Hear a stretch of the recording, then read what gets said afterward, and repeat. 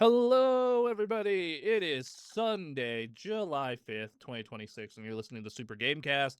I am your host, Bronson Fiore, joined by the dunkiest of dudes, Mr. Duncan Crabtree, That's and me. our mod mommy wielder of the banhammer, Emily Hulslander. God, it's good to be back. Yes, the last week we didn't have a show because, hey, I was at Evo. You were at Evo. I was at Evo. I was doing Evo things. That was my girlfriend yelling about how hype Evo was. Yeah, Evo. I had a great time. We drove this year instead of flying. Oh, Yeah, how's the drive? very boring. Very boring. I mean, it's in Uh, Vegas, right? yeah, it's in Vegas. That's It's about like a a 6-hour 7-hour drive. right? It's about 7. Yeah, 7-hour drive. Yeah, you're. It's That not bad. 6-7 hour drive across desert. Yeah, I get it. Yeah, there is one part where you pass by. I think it's Silver Lake, and it is really pretty. Like it is a Ooh. really gorgeous lake outside of Hawthorne. But like, yeah, dude, fucking. If you want to see a bunch of bombed out buildings in a mostly empty desert, drive through There Nevada. you go. Yep. Yeah, I got a speeding ticket on the way back. That was cool. That'll happen on long road trips. Not cool. God damn it. Sorry, what, Duncan? I said that'll happen on long road trips. The last time I drove to Oregon, I got a speeding ticket on the way back because you get these small towns where they just wait for people. Yeah, like yes, they know. yes, it was just outside of fucking Hawthorne. Yeah, Son of a because bitch. they know that like a ton of people that are driving long distances are coming through here, and that there's like one central road that they're going through briefly, and that they're gonna be going pretty fast. Yep. And they just wait for you. Yeah, like just homie was on it. Is that a common thing? It's a very common thing. Yeah, it's nah, man. I know that happened to my friend one year. We were driving back from Eastern Washington, and a cop pulled her over while I was asleep in the car. We got pulled over in North Oregon going to PAX. We're just rehashing all the stories we've been pulled over. But we got pulled over heading up to PAX the first year I went back in 2011. And the cop was very nice. He instead gave us a ticket for Ben to get his windshield fixed because it was all cracked and fucked up. Oh. You know, I definitely deserved my speeding ticket at the time because I was listening to Initial D music and going definitely faster than I should be. Oh yeah, I was going. Let's go. I was going 85 in a 70. It was it was deserved. It was deserved. But as for Evo itself, yeah, we got down there. Did they do fighting games? Did they fight in the games? They did. They fought in all the video games. Whoa! What a concept.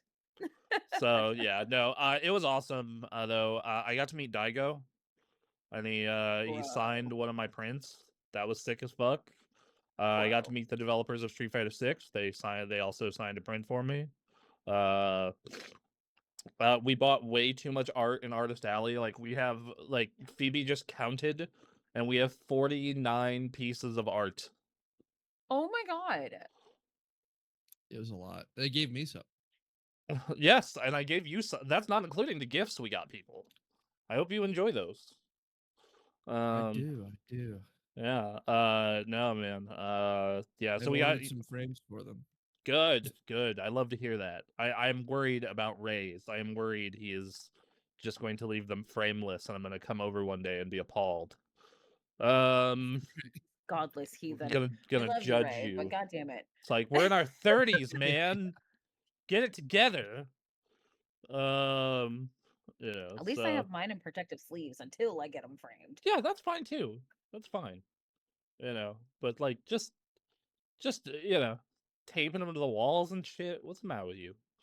I don't know. I have to be fair, I haven't been in a Ray apartment in a long time because he's been working on the road for 2 years now. That's true. He has. So, you know. But last time I was in one, it was 2 years ago, No, and that was still the case. Taped the walls. Yep. Checks out. Yeah. So we went down. Oh, sorry. Go ahead. Well, I was gonna say I did follow one thing at Evo. I watched the Tyler 1 versus Ludwig show match for SF6. Yes. Beautiful. That was fucking funny. Because I had been following it leading up to it because I enjoy both of those creators somewhat.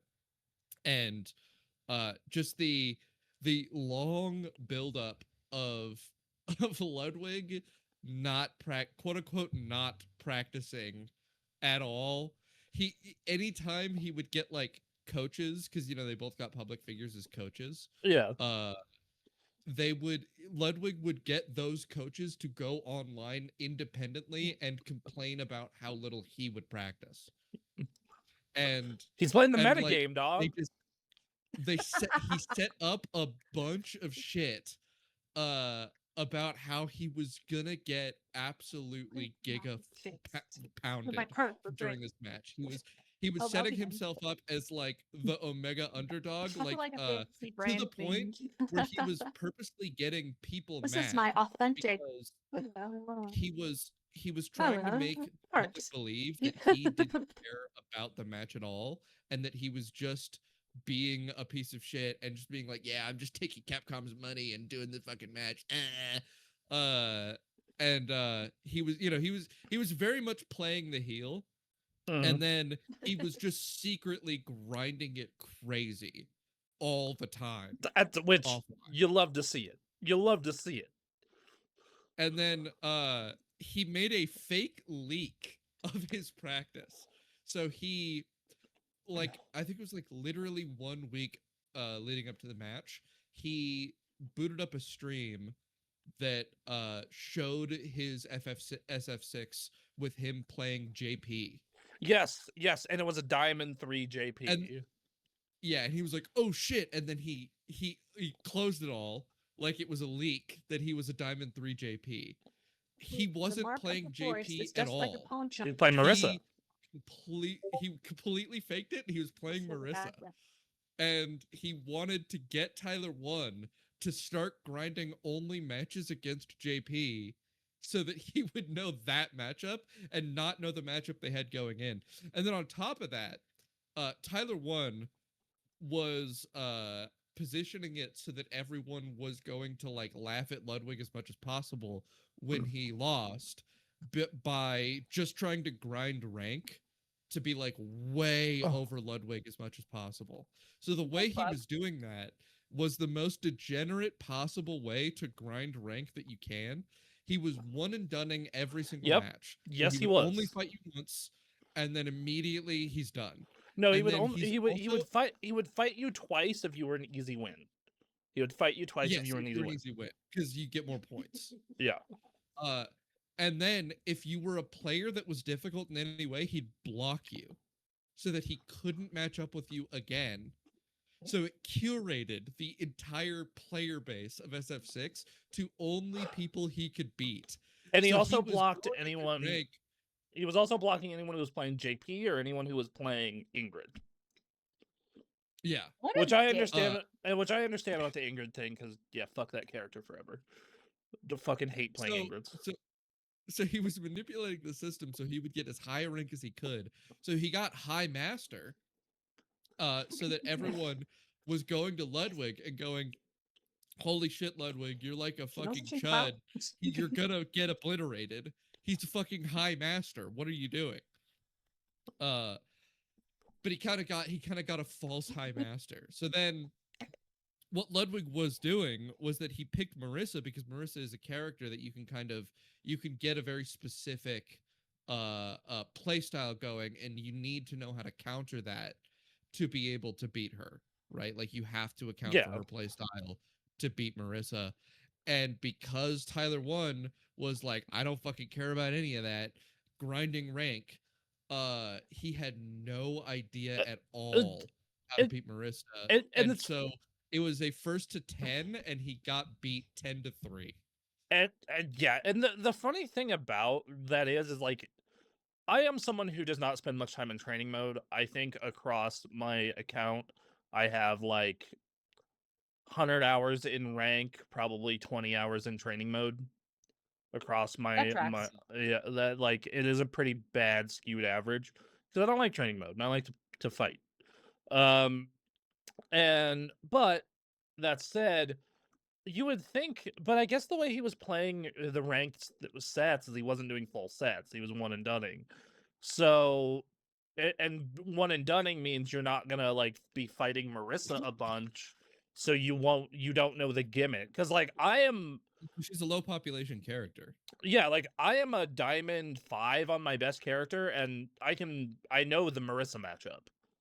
Like, because I do full sets with almost anyone unless I have to leave to like go pee or go take care of something. Yeah, But think about it. If he's having a tough matchup with you, he's blocking you. yeah. So when he's running into Marissa's, he's usually blocking them. Yeah, because like the thing that I saw a video like break down the fight, and it was very interesting to see that like he's doing what is effectively like a 35-year-old guile strategy. you know, Yeah, I mean he's just zoning and controlling with fucking flash kicks and why can't I say the name of the move? The Sonic Boom, the Sonic Boom. Sonic Boom. Thank you. Yeah, Yeah, he's just zoning super hard with Sonic Booms and flash kicks and controlling the spacing. yeah. This was super funny, and the real funny part was after though, where Ludwig's like, "I love fighting games. They just don't get views, so I don't stream Yeah, them." because people asked him, why didn't you stream your practice? And he went, because I like viewers. and What the fuck? and he, and he's right. The issue is that he's right. Yes, he's absolutely right. Let me tell you, our channel is a real outlier because the most successful it's ever been is when we were focusing purely on fighting games. But Mhm. like, also on the other side of that, if we would have picked any other genre, we would have done so much better, so much better.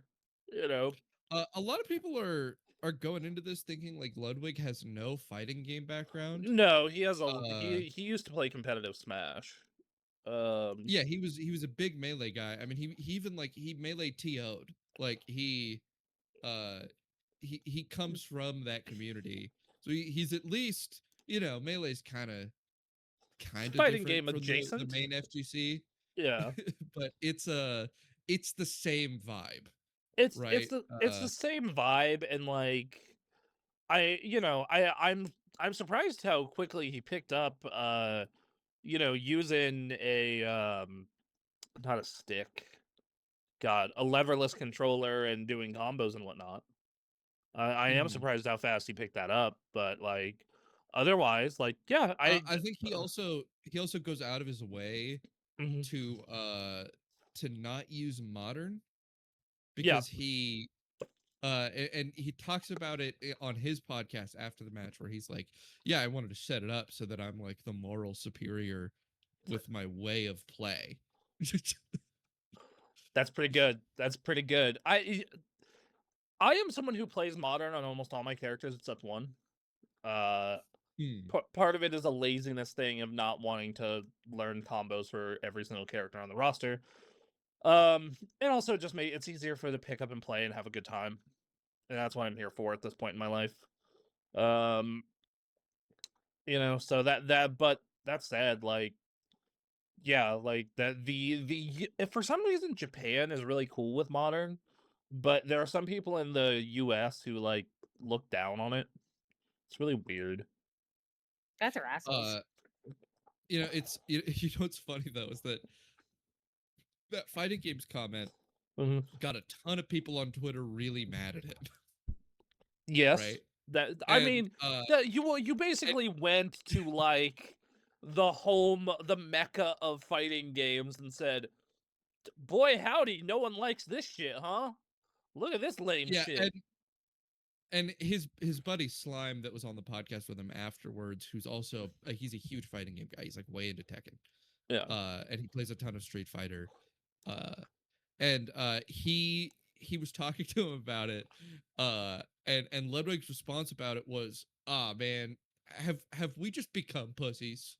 He's like, he's like, he's like, Super Smash Brothers is supposed to be the baby zone where everybody gets baby mad about people talking shit. And that's where I came from.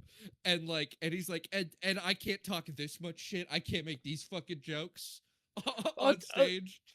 So my experience being there, half the people there loved it because it reminded them of like the old FGC of just like people just saying absurd shit on microphones and you wouldn't believe it Yeah. half the time. And then half the Yeah, he was people were playing heel. He was very yeah. clearly playing hard heel. So yeah, like half the people were like half the people there were like pearl clutching and the other half were like, this is amazing, this is fantastic, I want more of this. Because yeah, that is something I do miss about the older FGC. The current FGC is certainly less toxic in basically every single way, but I do Yeah. miss when people would talk a bunch of shit. Yeah, yeah, it's kind of fun. It's kind of fun. It was really funny with the Tyler Ludwig match too, because Tyler was playing as a heel. Mhm. He was doing heel, and then Ludwig was acting heel, Yes. right? Oh shit. like Tyler was degen ladder climbing and everything, but also like constantly streaming the game Mhm. and being like, I'm a fighting games guy. Don't think that I'm not a fighting games guy. Ludwig is a piece of shit, not fighting games guy. He's in it for the money. Fuck him. Right? And then Ludwig was Awesome. going, I'm not a fighting game guy. And then also like hard honor playing ranked. He was like, people hate modern, so I'm not gonna use modern. Like he did all the things that everyone would hope a player would do and win. Yeah, and it paid off. The only thing like I said I disagree with is the backlash on modern. You know, like Yeah. that's I have been a supporter of modern since day I one. think it's probably kind of stupid, but you know it exists. Yeah, There's oh a yes. bunch of people who hate modern. Yes, and it was super funny seeing a modern Zangief hit top 24 at Evo this year. It was super Yeah. funny. Like it was just like, and in Japan it's not even a thing. Like in Japan it's like, oh yeah, play modern, play whatever. Because like they designed it really well. There are some big drawbacks with modern. Mhm. You get less damage on combos. The one button supers do less damage. You get better reaction times, but you also lose buttons. Like Zangief is one of the two characters I play a lot, and he loses one of his best neutral tools. Ah, crap. Yeah. So What was crazy about it too is that people were really primed to dislike Ludwig here too because uh he already had a big Evo controversy I don't because remember of this. Rivals of Aether. Uh so Rivals of Aether 2 was at Evo this year. Yes, Uh it was. and the reason a lot of people say it was at Evo is because Ludwig purchased a bunch of passes for Mm, players specifically to get them to go play Rivals of Aether. Like people are accusing Ludwig's company Off Brand, which made Rivals of Aether, uh, they're accusing them of manipulating Evo's system by making it look like it has a ton of attendees by giving out a ton of passes. mm. And so people were mad because they think that Rivals of Aether doesn't deserve a spot, and that if he didn't manipulate the system, another game would have gotten to be there. Hmm. I mean, there's a lot of, and I'll get to this when we get further into the Evo trip. There's a lot of conversation going on with Evo right now, and some of the shadier things with it, especially involving Yeah, a I mean, his certain. public response about it even was like, the other games are doing this." That was basically his public response. He's like, "You guys are upset because I'm a public figure, but like, do you think the other games at Evo aren't manipulating the system to make sure they get a spot? It's very good for your game, to have a slotted Evo. Yes, absolutely. And like some games are an absolute like given. Like that they're going to be there for sure. Street Fighter, Tekken being like the Right, main right. ones. But Mhm. like I think from, you know, well, what's the I think that like those smaller games though, like even at Evo don't have as many viewers, but you know you end up on stream, and even a low end Evo stream is still getting views in the thousands. And So you just get a bunch of participants because you could snag an Evo trophy yeah, if you play the game. yeah, you know, I wouldn't want an Evo trophy, and like like the, so one year they had Toyota as a sponsor. This was Uh-huh. 2006.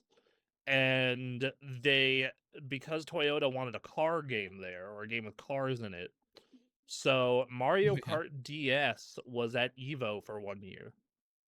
No, that's sick. Yeah, so there is somebody in 2006 with a Mario Kart DS Evo trophy. The reality of the matter is that you know you could get like a Sonic Fox who will pick up a game just because it's going to be at Evo, then win Evo, and then go on stage and go, I don't even play this shit. Yeah, no, absolutely. It's to be fair, Sonic Fox is probably one of, if not the most talented FGC player I've ever seen. Yeah, but Like, you what I'm saying is you want Sonic Fox to do that to your game. You want that yeah, because then fair. people are talking about how Sonic Fox came to your game and And wrecked obliterated it everyone's shit. and went Yeah. fuck you and then left. Yeah, so but anyway, back to the trip is got to meet Daigo and the SF6 devs. We played a bunch of games in the arcade. My girlfriend beat me real good in Soul Calibur. Uh so that was Nice. We fun. love to see it. Yeah, and Which then one? three. They had a machine for three. They probably had machines Ooh. for others, but we were running around the arcade looking for an open spot, and it was like, oh, Soul Calibur, sick. We'll go play Soul Calibur. Which characters do the Uh, cabinets get? uh, I would imagine it's a full roster. three did Well, not have a guest character. oh, it didn't? Nope, Okay. Because I thought nope. 2, and I know 4 did. Two got Heihachi, and I don't know who four got on the machines. Well, four ended It up also getting got Link, and or didn't 3 get Spawn? no. Spawn was the Xbox version of two. Okay.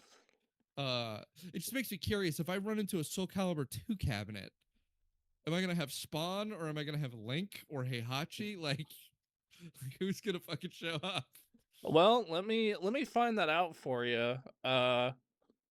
It did not have any guest characters. Oh, The so the arcade version cabinets didn't. just don't get them. That cabinet didn't. I don't know about 4 or 5, but I know that, yeah. So no, and then the PS2 version got I remember Heihachi. 4 was so fucking weird because it had its guest characters were all Star Wars, but you Yep. got different ones on different consoles. And then they later released those as DLC for these later released as DLC for the opposite console.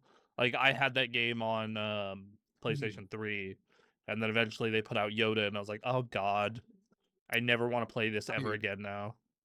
dude, fuck Yoda. It was bullshit. It was such a He fucking he stupid was character. so fucking broken in that game, at least at a casual level. I don't know what the competitive scene thinks of him, but at It the wasn't fucking crazy competitive. yeah, like oh my god, dude, oh, he was so fucking Any annoying. fighting game character that you can only hit with lows is fucking stupid. Yes. I guess you could do overheads on him too. Lows and overheads. You could also, if he was in the middle of an attack, you could do mids. Okay. Well. Um yeah, so anyway, yeah, we played that Jurassic Park arcade game. We played that it's this really wild game with two big buttons and like a spinning wheel. and you have to do different game shows, and like it's like Oh, WarioWare. Yeah, it's almost like oh, WarioWare. I played this at the arcade up by my place in Edmonds. That's actually kind of fun. It's super fun. It's super fun. It yells at you in broken English and Japanese. Yeah, Genius! yeah, Like because it's they have a cabinet of that at another castle up on 99 in Edmonds. yeah. So Then they and then we went and played Tekken, and I beat up my girlfriend in Tekken. Uh, Nice. yeah, rough. yep. And then I played against some guys from the Zenny Glasses company in DOA and had pretty Oh even shit. sets. Yeah, DOA 2. They had a DOA 2 cab, and I was like, the fuck? What moves does Ayane have in DOA 2 again? So that was fun. Oh man, that makes me realize that's a fucking awesome idea. Go What? to Evo, open a booth that has a cabinet that you have a killer on, right? Mhm. Like it's like, oh hey, we're giving away merch if you can beat us. Oh, it was either Tekken or Capcom. It was either Namco or Capcom did that with one of their pros, where if you could beat them, you won an arcade stick. That's Yo, sick. Yeah, that's dope. And then you have a man chained to a chair, forced to run matches for like 11 hours. okay. So Damn. my second PAX, Capcom was demoing Marvel vs. Capcom 3, right? And Ultimate Marvel vs. Capcom 3, rather. And they said, "Hey, if you beat our pro here, we'll give you a fight stick." And it was another example of that. And it was one of those really nice Marvel 3 fight sticks. Like I have the Street Fighter version of it, but it was a Marvel version of that. Right. I played this fucking pro down to the last round, bro. I was so proud. I was Bruh. like, I lost, but I was like, ooh, if I could have fucking got in on that Doctor Strange a little better, I would have fucked this guy up. uh, yeah, it was good shit. Um, but yeah, so we bought, like I said, an obscene amount of art, like 49 prints in total. We won 4 Chipotle entrees because As you do. they have a As you bunch of do. Got, they have a bunch of Chipotle got a plate to sponsors. eat. Yeah, there are people who do that, but there's also the burrito meter, where if in the finals and the main event area, if people yell enough when the burrito meter is on, a code pops up and you enter it and you see if you want a free burrito. We won Nice. 4 burritos. It was a good time, or free entree, but Pretty sick. yeah. We're getting If you burritos without question. I got burrito bowls, but still. And then they had a thing where if you bought merch, they gave you coins for the gacha machine. Nice. And the gacha machine, you can win anything from pins all the way up to a PS5 Pro. And we won That's all got pins. Whoa.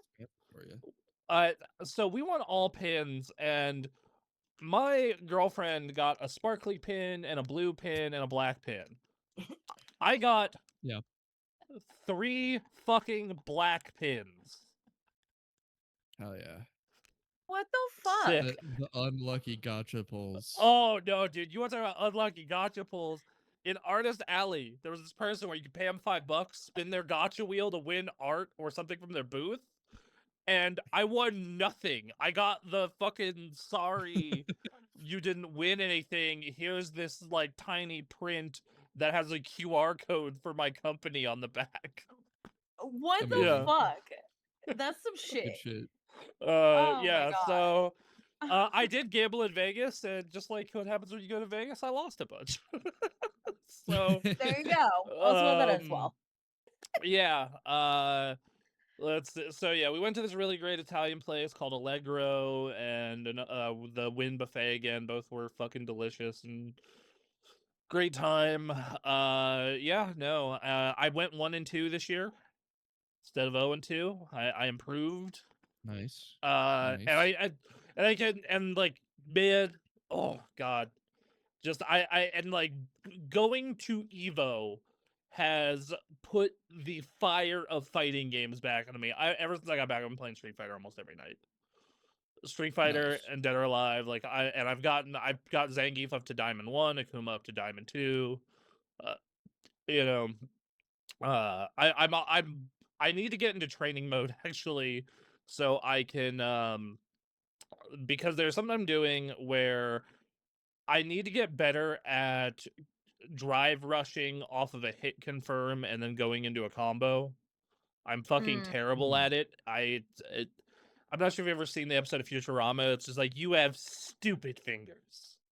Like that's what it feels like. Like, why the fuck can't I do this? So you're out here trying to make a deal with the robot devil. Yes, Yes. exactly. Exactly. I need you to give me Mena's hands. Yeah, and then the last thing they did at Evo, it was very interesting. So the last day, we go in, we watch Vampire Saviors top 8. It was awesome. I love watching the retro game top 8. It's the best, one of the best parts of the whole weekend. Last year it was a little unfair because it was fucking Marvel, and the year before that it was Street Fighter 3. But yeah, so we and then we go do the gotcha thing, and then we go to watch the end of the 2XKO top 8, which was awesome. 2XKO is sick as fuck. That game is so good, you should play it.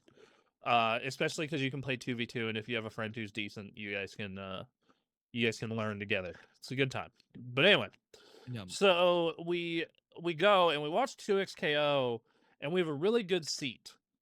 And we were originally going to leave during Tekken, because I'm not like a Tekken guy.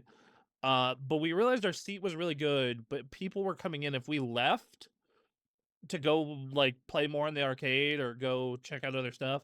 We are not getting the seat back. So yeah, we just decided, all right, we're gonna watch all of Tekken. We're gonna stick around for a bit. Yeah, we're gonna watch all of Tekken and just stay until Street Fighter and watch Street Fighter. But one of the things they announced, so they announced a couple of things.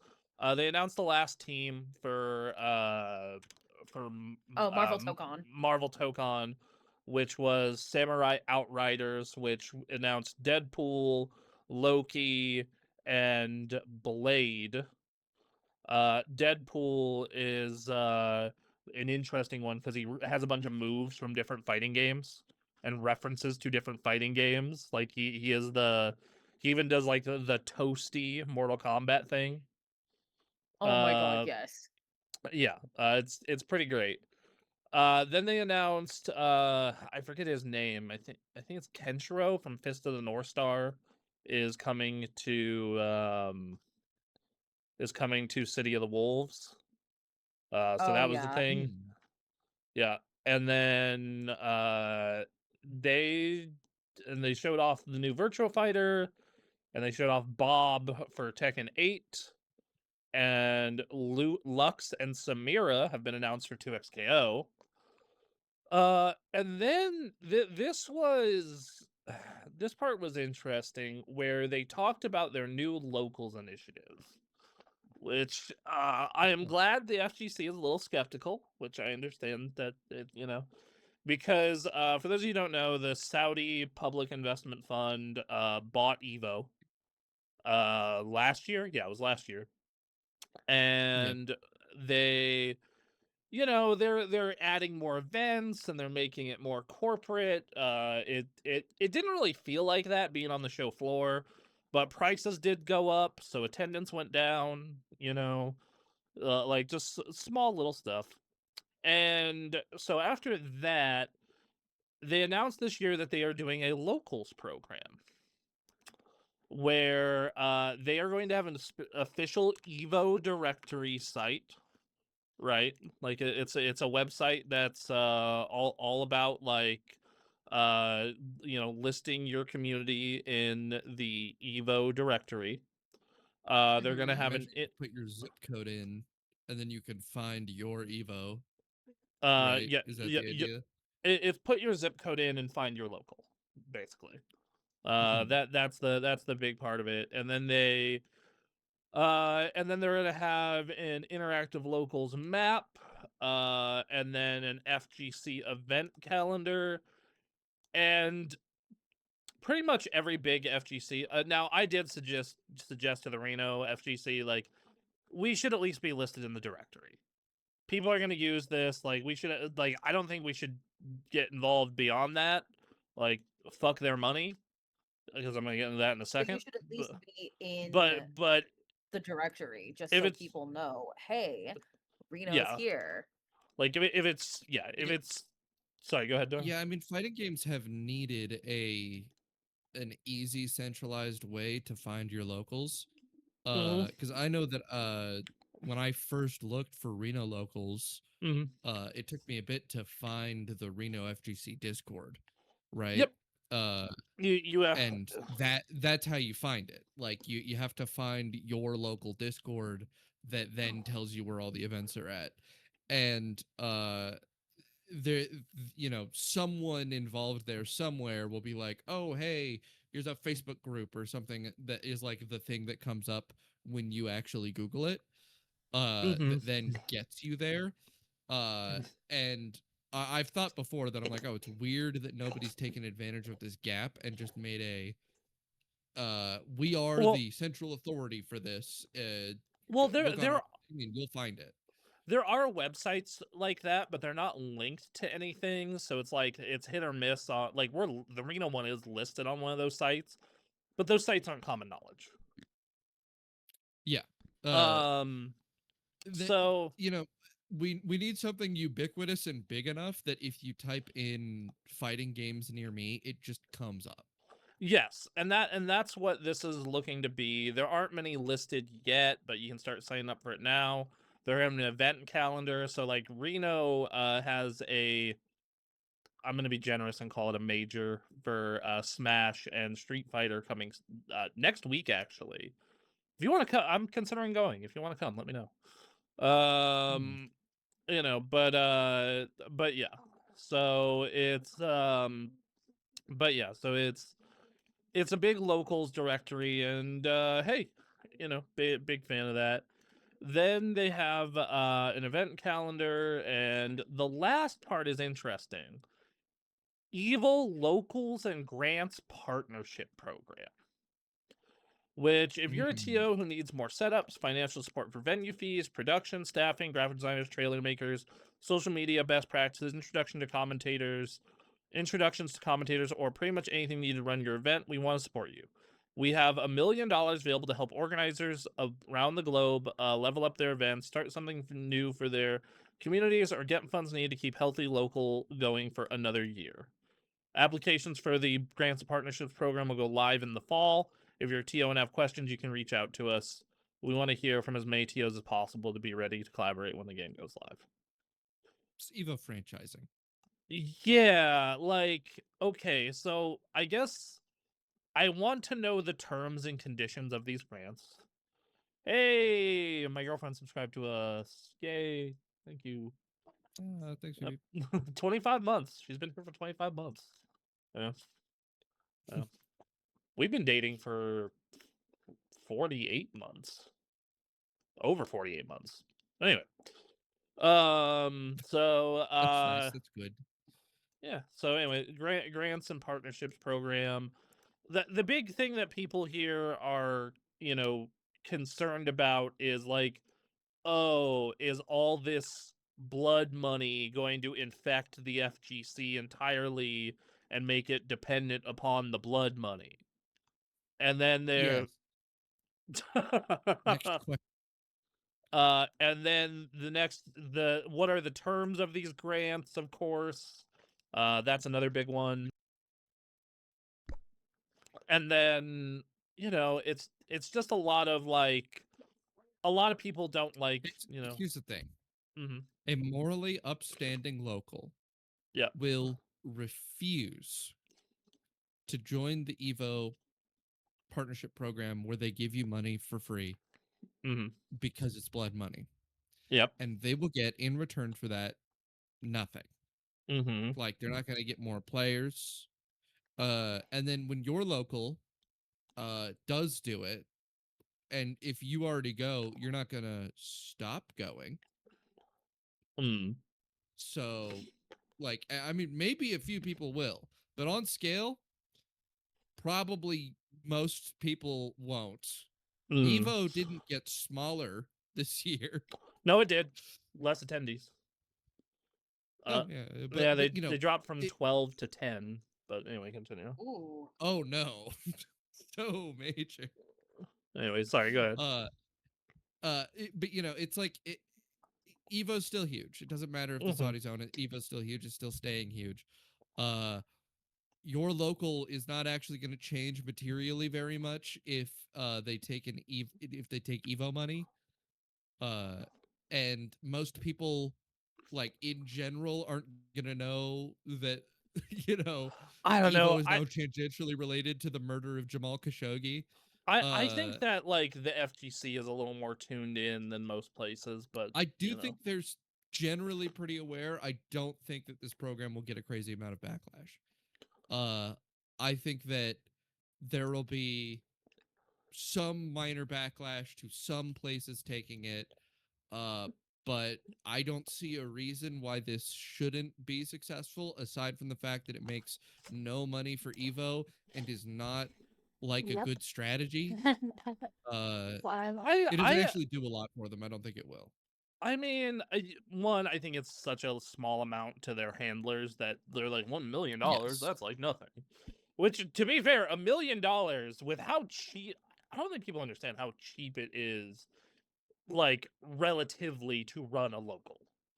All right, Yeah, it's like expensive. A lot of people do it for nothing. yes, like the hardest part is the venue. Like you have to get a Yeah. venue to agree, and like a lot of places will do it just because they get business. Because you're like, oh, I'm in the fucking coffee shop. I might as well grab a coffee. Yeah. I've been to locals 3 times in my life, Mm. and 2 of them were at a bar, and the guy that owns the bar was in the local. Like, Yeah, there you go. it was there because the guy that owns the bar plays the game. And yeah, I think that, so it really depends on the situation. Yeah, because if you're like a local that's in a city like New York, and then you have and then like you have to rent an expensive space, and then because it's New York, you have like like not a million, but like tons of people coming, so you need like 20 setups. Yeah, that's gonna be fucking expensive. So Mind I you, we say expensive though, but that's like 11 grand, I'd say, right? Like you spend like 3-4 grand on setups. Also, that's a Oh, one-time expense. Your setups don't go away. And then you spend like 630 7 times 20. grand on a venue. Hold on. So you're looking at probably, if 20 PlayStations is going to be $12,600. That's true. The Then thing is, I don't think you're purchasing most of those right off. I think, no. as is the case with most places, you go to a bunch of people and be like, "Can you bring a setup?" And they do. Yes, that's what happens a lot of the time. I know that uh I'm a little paranoid about doing it, but I've definitely thought about offering to bring my laptop. Uh, you know. But yeah, In so fact, 2 of the 3 locals that I went to, even as a teenager, I brought setups.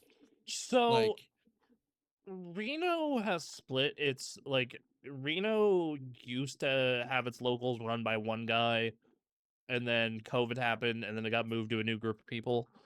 And the old guy actually was able to get it set up to where we were partnered with the Atlantis, and there was just a section Oh. of the Atlantis arcade that we would take over on Saturday afternoons. oh, that's pretty cool. Yeah, it was pretty neat. And then COVID happened, and then that completely shit the bed, and then Right. now it's run out of, I believe, coffee and comics. Mm. So yeah, I don't know. It's one of those things where where I'm looking to get involved a little more now, and I'm curious to see how this will go. I I do think having strong locals is important to Evo, because that's where all the people come from, and I Yeah. think it's important to the FGC in general. It's important to fighting games in general. I truly do believe fighting games cannot function like a game like Overwatch or Counter-Strike, where it's just all done via the internet. You know, even with rollback being really good, there's just something about fighting games that are better in person. Like when we used to do those online fight nights every Friday night here, they were great. They were a fun time. It was great to get everyone in the Discord and play Tekken or Dead or Alive or Dragon Ball or Street Fighter. But it was so much better when we used to be able to do that at Roey's house before it turned into a drug den. Yeah, I used to organize all tournaments. Because it's just so fun to get a bunch of, cause, you know, back when I would have like I would run into times where I would have like 19 friends that were all around and played fighting games, and I was like, oh, okay, fucking let's get something going. And I would organize tournaments at my house with everybody for like Soul Calibur and Smash, and that shit's the best. Fighting games are just better in person. Yeah, absolutely. They have this real interesting energy. But yeah, it was a great fucking trip though this year. We're probably gonna skip next year. The only way I would go next year is and this is more of a we want to just go to other places or save money rather than I don't want to go. The only way I would go next year is if Dragon Ball Fighters was a main game. If Dragon Ball Fighters was a main game, or they bring back like Marvel vs. Capcom, I'd be just like, never mind, change of plans. Dude, I ran a Smash Ultimate tournament once, right? And there was 17 people. And it's my buddy Logan, who doesn't really play Smash very much. He plays it casually with us just for fun. And he plays Hero because it's the most annoying character to play against. Because he plays Hero and then he relies solely on the RNG of the menu. He just fucking spams out the RNG menu moves. And we have a couple friends that took Smash very seriously at the time. They played it a lot, right? and and my buddy Logan was like, I'm gonna fucking obliterate this bracket playing Hero just to make everybody really upset.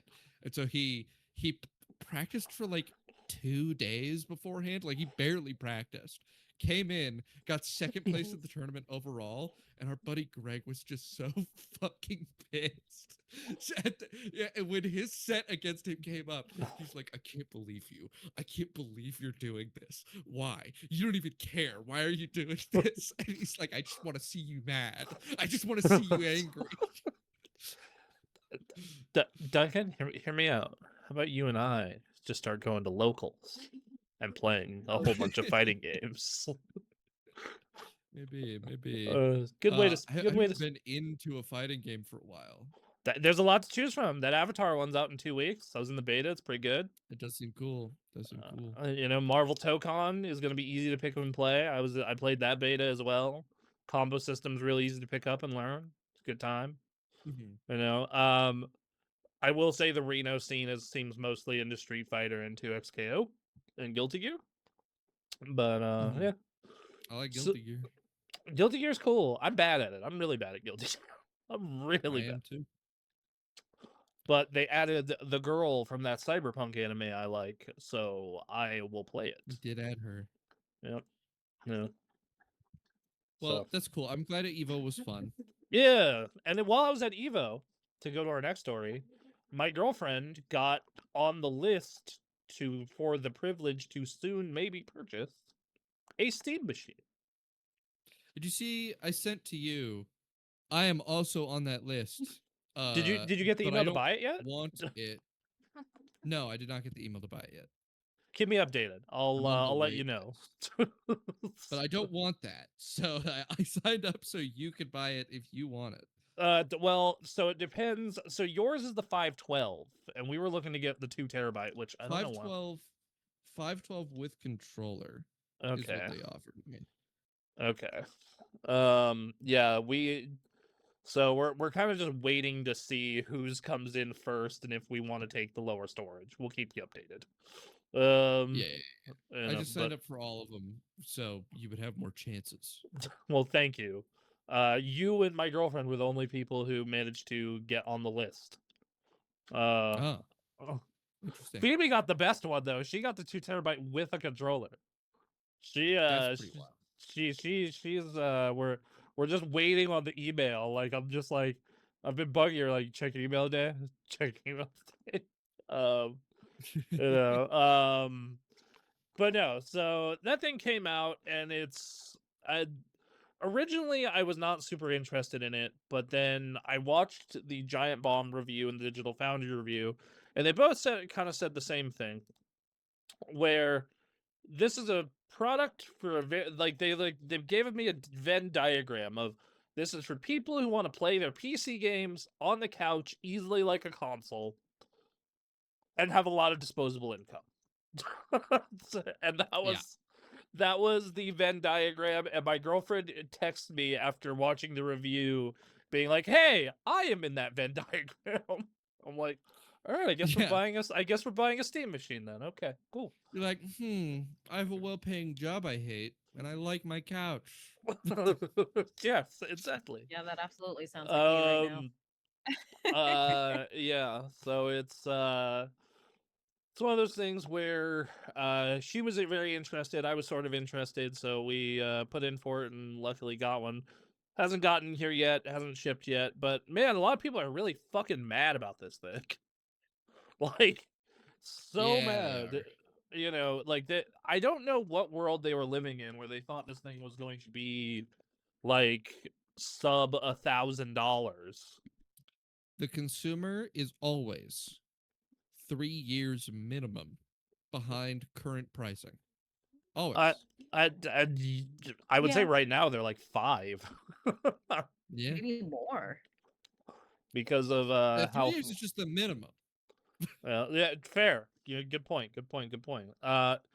But no, so yeah, a lot of people are upset that this thing is $1,000 or more, depending on if you want a controller, the amount of storage, and that it is about maybe a little less, give or take, depending on the game, than a regular PS5, which is $600. You know, but you can make an argument that hey, this thing you don't have to pay to play online. If you already have a Steam library, a good chunk of that will work. It's a computer, so you can do computer things with it. Those are all valid arguments. And then, you know, people are saying, well, why doesn't Valve subsidize it like Sony does? Sell it at a loss. It's like, because they're. What is to stop, like, a computer lab from buying, like, 1,000 of these and never buying a video game? Like what is to stop Yeah. that from happening? Or like my office, for example. What's to stop, you know, my office from being like, yeah, we need a bunch of good computers. Yeah, let's go buy these. They're cheap. Right. So that's one reason. You know, I guess you could do something like, oh, you can only purchase these if you have a Steam account with like thousands of dollars spent. You know, something like that. Yeah. But I don't think that would fly either. So yeah, so there's just a lot of controversy on the price and the performance and all that shit, and I think that a lot of it's overblown, especially in in order to prep for the show. I did a little bit of homework to see because most people have found that you can build a Steam machine equivalent that's roughly the same quality for around like $950. So you'd save $100 building yourself. But I was like, okay, but then you're missing out on the, you know, it being super quiet, it being, you know, it having CEC so you can control your TV with the Steam machine, stuff like that. So all right, fine. What about third-party manufacturers? And I went and I looked across, like, I need mini PCs, something that you can plug into a TV stand and function like a console, but not. But even then, you're gonna have to have a wireless keyboard and mouse because it doesn't do CEC. Uh, and yeah, pretty much all of them I looked into that I could find are way fucking more expensive than this. Like, way more. Or they're roughly the same price, but, like, do worse performance. Or they're more expensive but have more performance. So like the Steam Machine, the Origin Chronos is more expensive with minor to extreme performance upgrades. Corsair One, Here's the thing. mhm, I think most people, mhm, like consumers, are thinking this is just a PC, right? There's like no difference in their mind between this and a PC. uh-huh, Size, fact, none of that matters in their eyes, mhm, and they see random headlines from PC,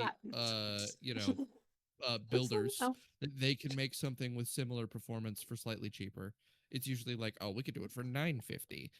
Uh, and they don't take into account any of the other things that are features of the Steam machine.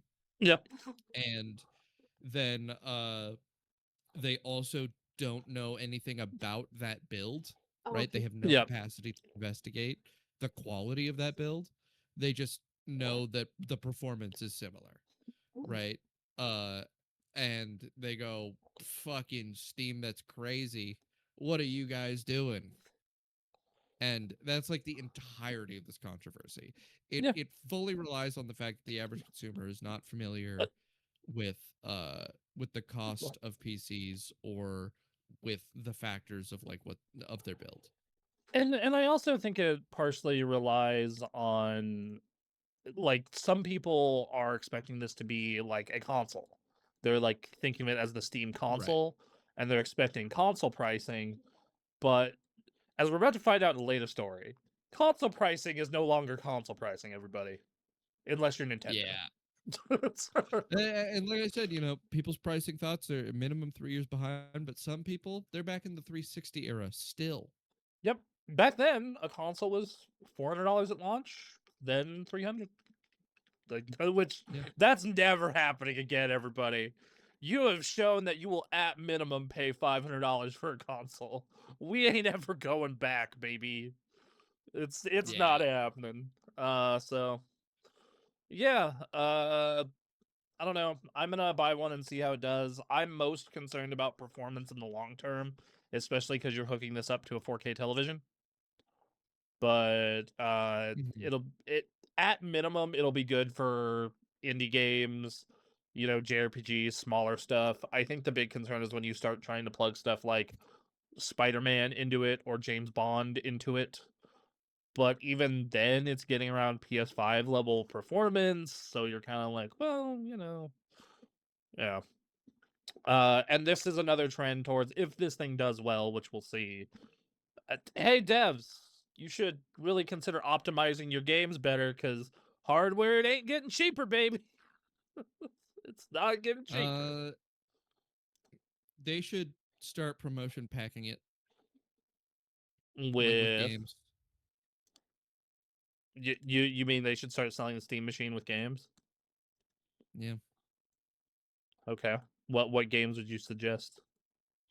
What games would I suggest? What could they get? I think console people have most of the good deals, but like they got to entice people with a bundle. Because here's the thing, they got to get on store shelves too. Because right now, their manufacturing is so low that like people are literally waiting in queues to buy this. Like, Yes, yes, and well, and the Valve talked about that as Sony can buy RAM and Nintendo can buy RAM and Xbox can buy RAM at like 3 years in advance and buy millions and millions of units because they're gonna sell that.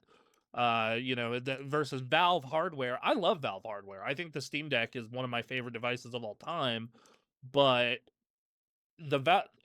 Let's put it this way: in its lifetime, the Steam Deck has sold as much as half a year of the Switch 2. yeah, like yeah. it's This bundling idea has got me thinking: what can you really get on it that you can't get on console that functions as like a good advertisement? I don't know, they could finally Like, make Half-Life 3. yeah, that would work. The one game Uh, that everybody's been asking for but years. that would go to consoles. Half-Life 2 is on consoles. Yeah, yeah, but they never put Half-Life Alex on PSVR. So That's I true. mean, But PSVR is a bullshit proprietary format. PSVR has a bunch of games that aren't on other shit, and when you make a game for PSVR, you have to make a specific port for it. they PSVR sucks for VR developers. they never put fuck, what was it called? Counter-Strike 2 on console, but they put Counter-Strike Go. Mm. They also never put They bundle it with CS2. I think isn't CS2 free to play? it's free to play. Put a bunch It's of already Valve. bundled with CS2. They don't need to know that. The Steam Deck was bundled with this small game called Aperture Desk Job. So maybe they can make a small game like that. I don't know. Man. I'm just looking at all these, like even the indie games, they're on console. You Yeah, can play Ball X Pit on console, probably. I have it on Switch too. So yes, you can. Yeah, I had this conversation with my friend everything's David. My friend David is super PC pilled, and he's just like he like fully believed none of these indie games made it to console, and he's just like, yeah, what about Mina the Holler? And I'm like, that shit yeah, is on Switch 2. everything. You know? I'm just thinking like PC's maybe got less of an advantage than it used to. I mean, it comes down to like waiting, because a lot of those indie games you have to wait for. Mm-hmm. Yeah, That's like kind of the big thing is like usually the path for an indie game, unless it's like super huge, is like it comes to PC and sometimes Switch at the same time. Indie developers really love the Switch, but it comes to like PC and Switch, and then it eventually makes its way to PlayStation if it does well, and then maybe if it does really really well, it'll come to Xbox. because that's the issue is that if it's popular enough to use as an incentive to purchase your console, it's popular enough to be on other consoles. Right, and and this is why Sony and Nintendo and well Microsoft used to do this, where you make your own games to get people to buy your box. But I don't think Valve is Yeah, treating this like a console either, and this is the they are. problem. This is kind of the biggest issue I see with the Steam machine for the average consumer who isn't a PC weirdo, like myself and my girlfriend, where it is like it is not better at being a console than a console, and it is not better at being a PC than your average desktop PC. It is Yeah. literally like I am looking for a very specific experience, and it just so happens to be an experience that my girlfriend and I are looking for, which is I have this really fucking huge Steam library, and I want to be able to play most of it on the couch. Um, you know, so that's basically it. You know, and some games you can't play. Like you cannot play. I will have to have a console because I like playing college football, for example, and that doesn't work because of the anti-cheat and the anti-piracy programs on it. It's really fucking annoying. So yeah. Uh, anyway, that's the Steam machine. I'm looking forward to when we get our order for ours. Let's get into it though. Let's get into the news. The news. There's so much news. There is so much news. Hey, this is what happens when we take 1 week off. Uh, Yeah. Bungie. Oh wait, Oh no. I Stories thought boy. of hold on. I thought Bungie. Right? did I fuck up the docket? I thought it was supposed to be No. the No, cult I romance just game. open them in order usually. Yeah, no, it's the fan backlash pushing Colts hit romance game to completely Oh, cancel the okay. It's new the one. character Yeah, no. known You as I was about to say Valko, like who is yeah. keep going. Okay. I don't know My anything thing's about opened this in reverse story. order. Yeah, Okay. I have yeah. some I know that. insight because I have friends who play Love and Deep Space. They are super pissed off about the cancellation of this new character. There are fans who are Yeah. like, bring Volko to Love and Deep Space, boycott Love and Deep Space, all of this shit. I actually see it because, yeah, it's a new character, it's a new love interest. the other ones aren't going away. I know a bunch of fangirls who are very much into Silas for some fucking reason, and Yeah. I would totally go after this guy. I would totally go for Falco if So I played Love and Deep Space. I swear to God. so let me describe my perspective on this. Okay, I have a boss who I'm quite close Okay. with, and she plays this game like crazy. It's her game. Okay. Like up first thing in the morning, doing a Yes. couple stuff, and last thing that she does before she goes to bed. Yes. Exactly. Good. Uh, Good. she's like I have two husbands. I have My I actual have husband. my actual husband and Caleb, right? Yes. Uh, so so when Valco got announced, she was so fucking excited that every single day at work she's talking to me about it. She's sending me stuff about it. Like I'm intimately familiar with this Valco launch, right? Uh Very. because because she's just like this is my new guy. She's like she gets back into making art because she used to be an artist really actively. She used to be a tattoo artist and she kind of stopped and she's like I'm picking it back up so I can make Valco fan art, Do it. right? I Uh, know some people and then who pay good money for that shit. right, so she's getting in it, specifically because Valco here is a CEO trope, enemies to lover werewolf. Yeah. That's what this character is, right? And Uh, some of I us are into I that shit. I I just I'm already exhausted hearing about this game. All right, go on. so Go so on. what Love and Deep Space is that there are as of previously there's 5 characters, right? First it was 4 and then they added a 5th one, and there are these 5 characters, and you do your gotcha to like unlock scenes, these memories with them. And the idea is you're supposed to pick a romance and like really laser in on them and get a bunch of content for that one character. So unlike a lot of other gotchas, which have a ton, like a huge variety of characters for you to find the one you like, instead they have very few characters here, but they have a ton of content for these characters.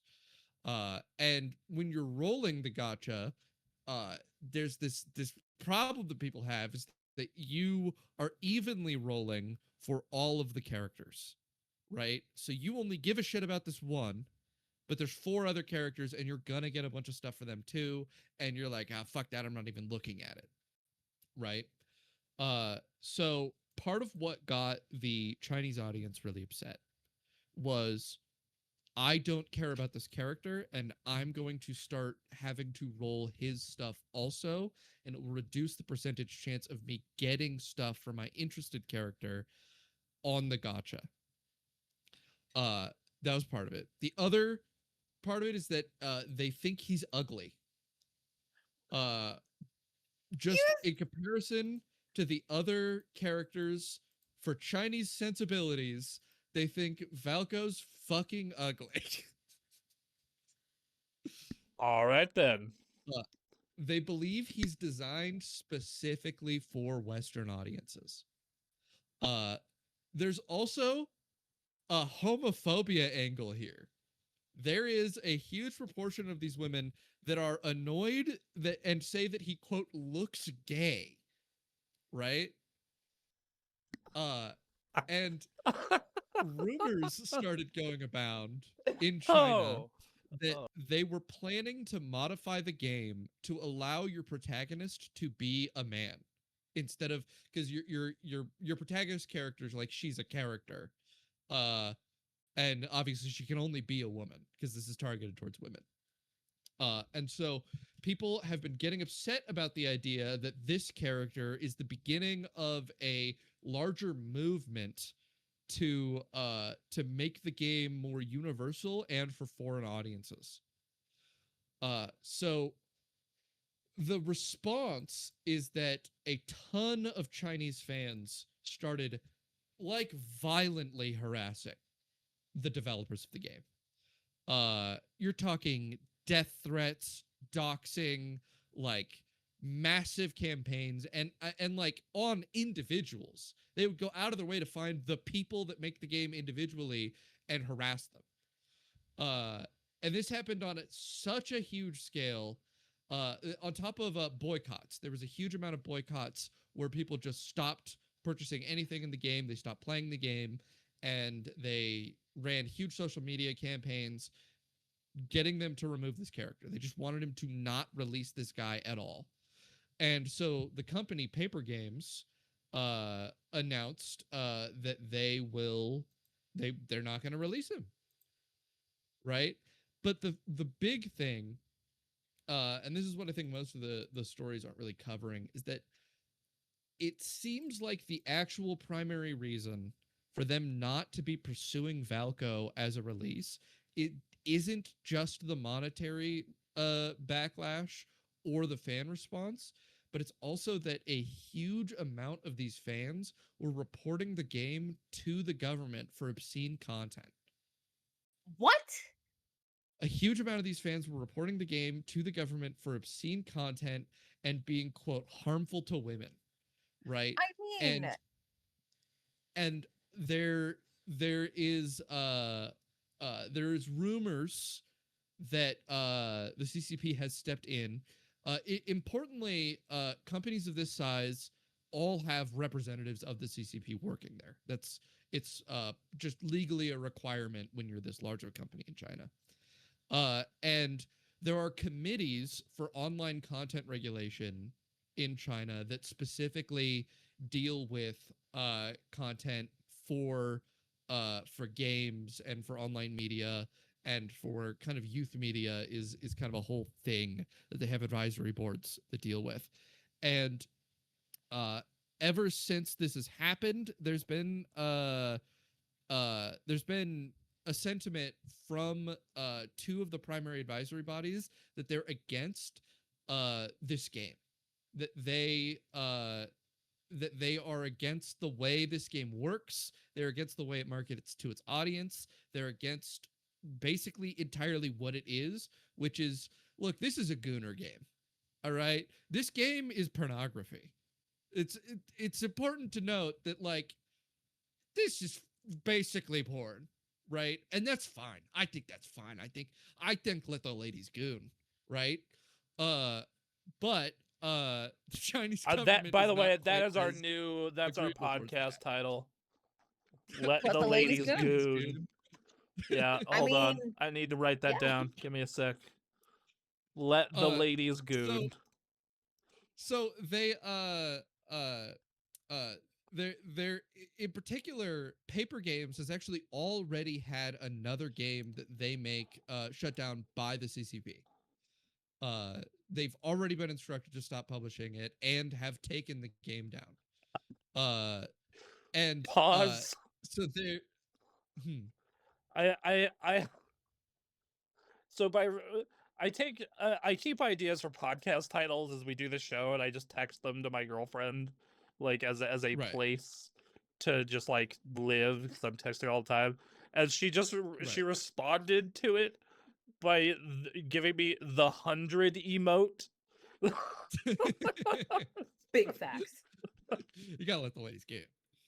Uh, so they've already shut down other games from Paper Games.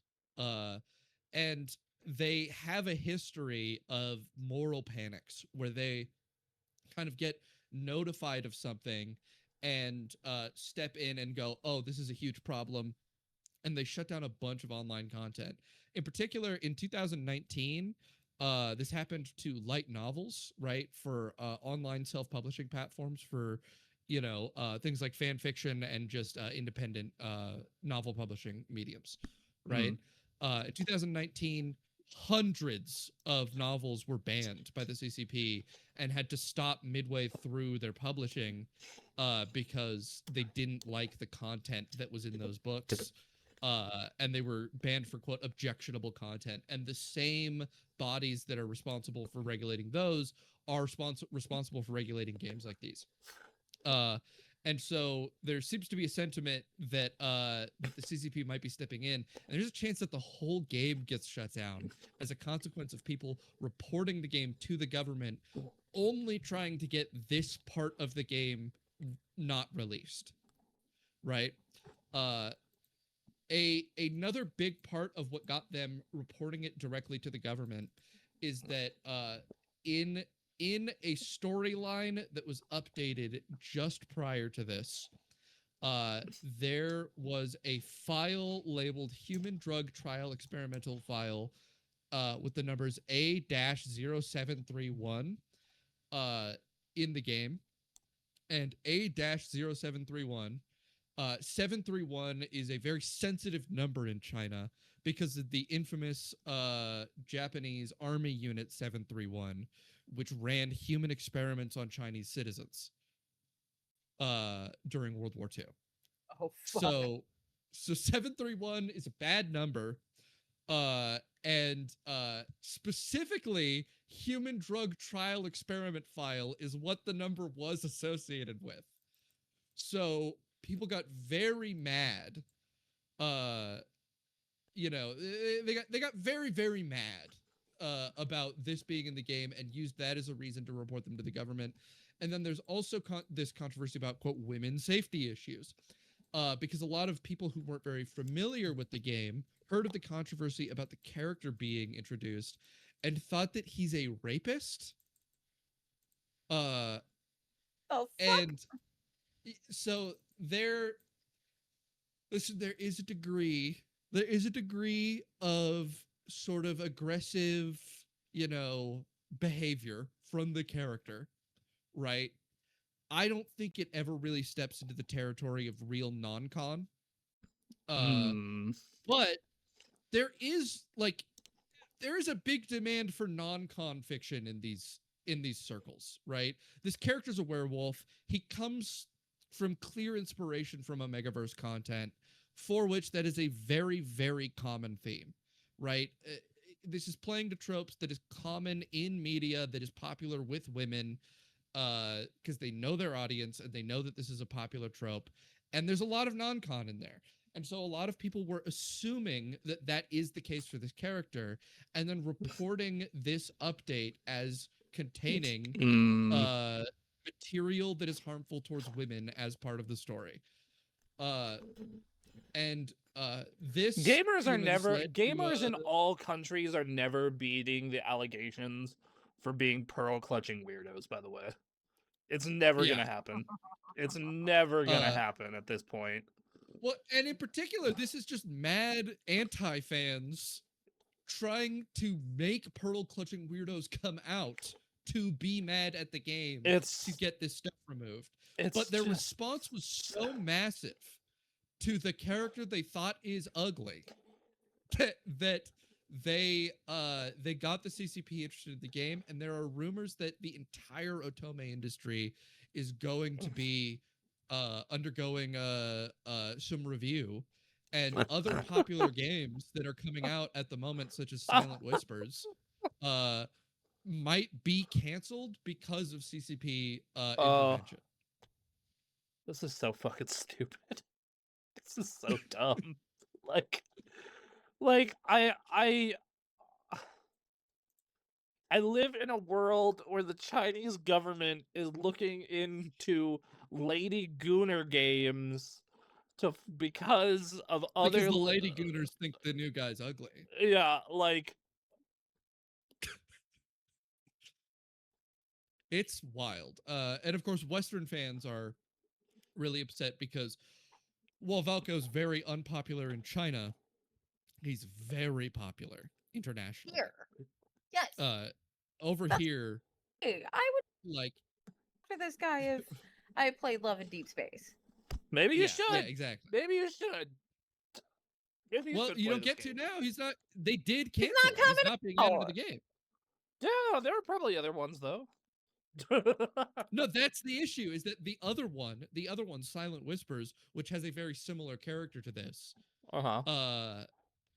is possibly getting banned because the CCP is intervening. Oh God! All right. Well, this is.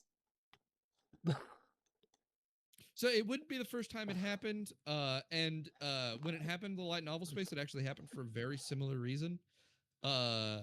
In that, an author was upset at other authors, and then he got onto this advisory board and caused a moral panic in his older colleagues.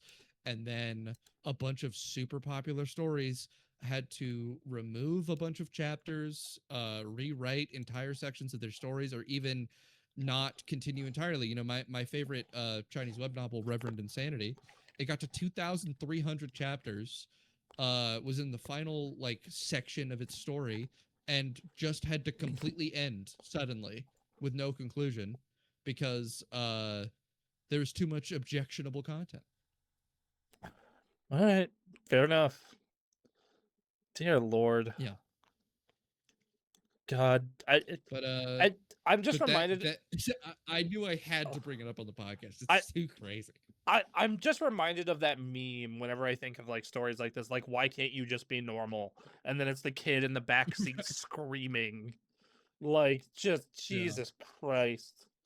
All right, well, back to our normal in quotes Our news. normal bad news. Yeah, our normal bad news. Okay, now it's Bungie, right? Yeah, now it's Bungie. Go ahead. Bungie. Okay. An update from PlayStation Studios. They're laying off like 50% of Bungie. You know, they're like, we're still making Marathon, guys, but You should play it. It's we're cool. laying off I like it.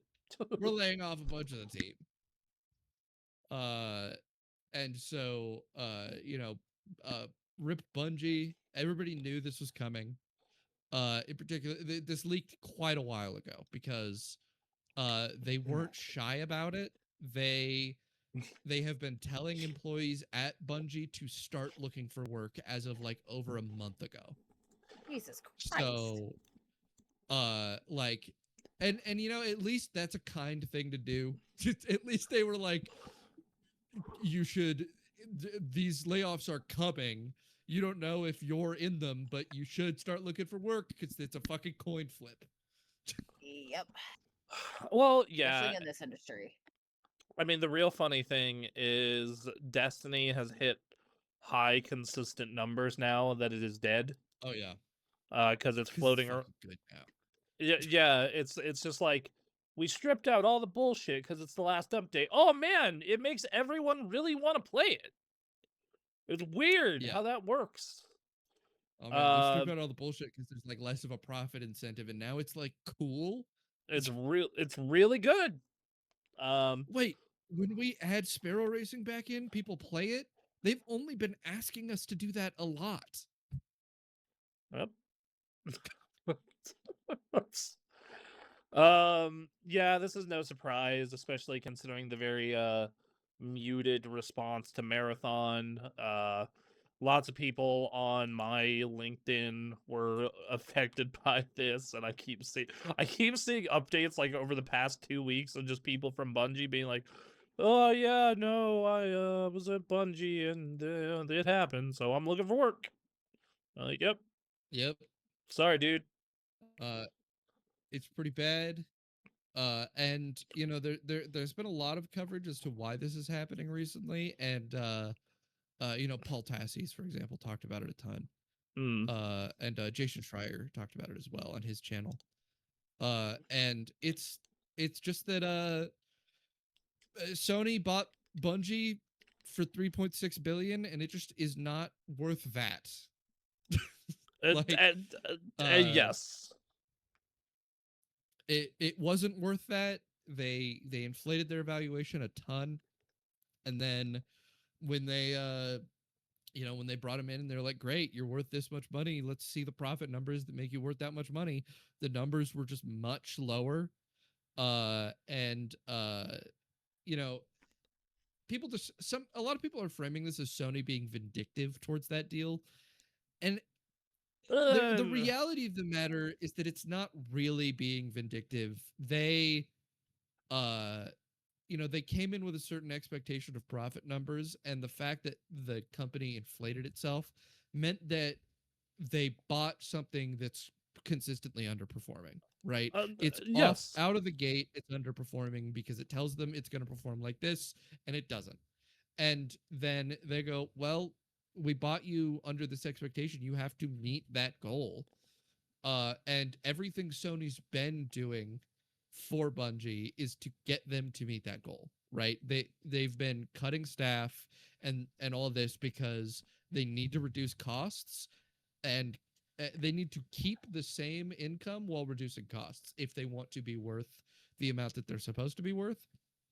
And to do that, they have to cut a ton of staff.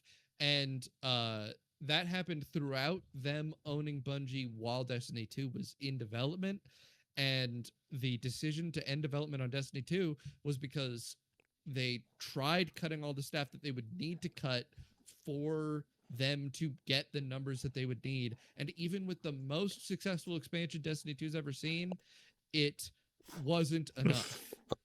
Like, it Well, wasn't hitting the numbers still. So and all they could do from a business perspective is go, all right, well, this is a money losing operation. We gotta not do it. And so they've canceled that's why they canceled Destiny 2. And without Destiny 2 needing all the staff for development, what are they gonna do? They're spending money on these people for no reason. yeah, and you know, I know they've said, hey, we have projects in the incubator, but how long is that going to take? How are any of those going to get approved? You know, Well, yeah, and also the main thing they had in the incubator was Destiny 3, right? They yeah, had Destiny 3. that's Their true. development work has been done on Destiny 3. It just wasn't greenlit yet. And they presented it to Sony, and Sony goes, "Well, Destiny 2 lost money. Yeah, What is the expectation of what we're going to make off of Destiny 3 if what you're currently doing is losing money? Why are you expecting us to spend 500, 600 million dollars?" and Uh this is the thing I've been trying to get across to, you know, friends of mine. They're like, well, there was a million projects in incubation and this and that and the other. It's like, yeah, dude, but the bottom line is for the entire time that Sony, so you know, the past 5 years has owned Bungie, uh, Destiny outside of expansion launches doesn't make fucking money.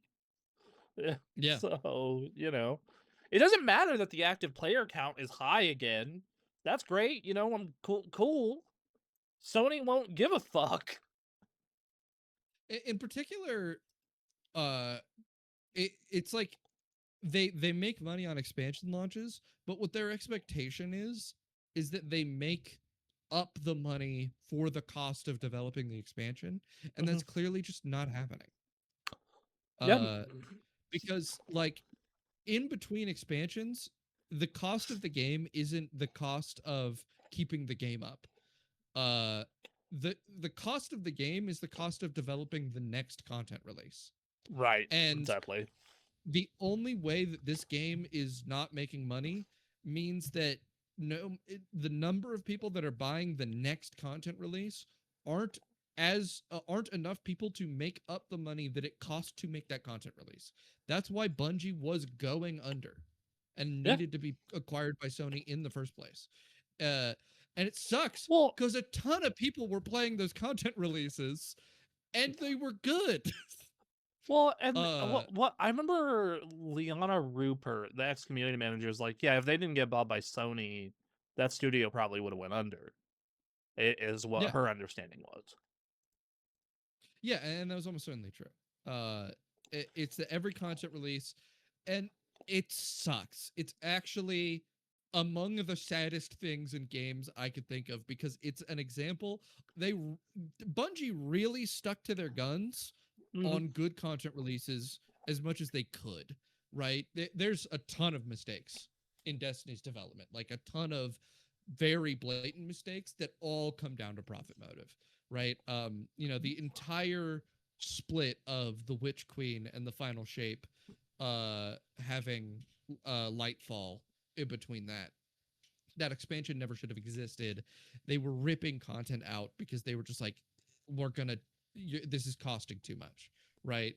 uh we need to split things up to have an extra release to recoup more of the costs because this expansion development is going to cost twice what it costs to normally. We need another expansion to exist to justify the expense here. And all of the bad decisions in Destiny are uh we need to justify X expense. You need to change this to justify the expense. right? And uh and that sucks because everything they were putting out was actually sick as hell. They were putting out stuff that was sick as hell, and the cost of making that dope stuff was too high to justify it being good.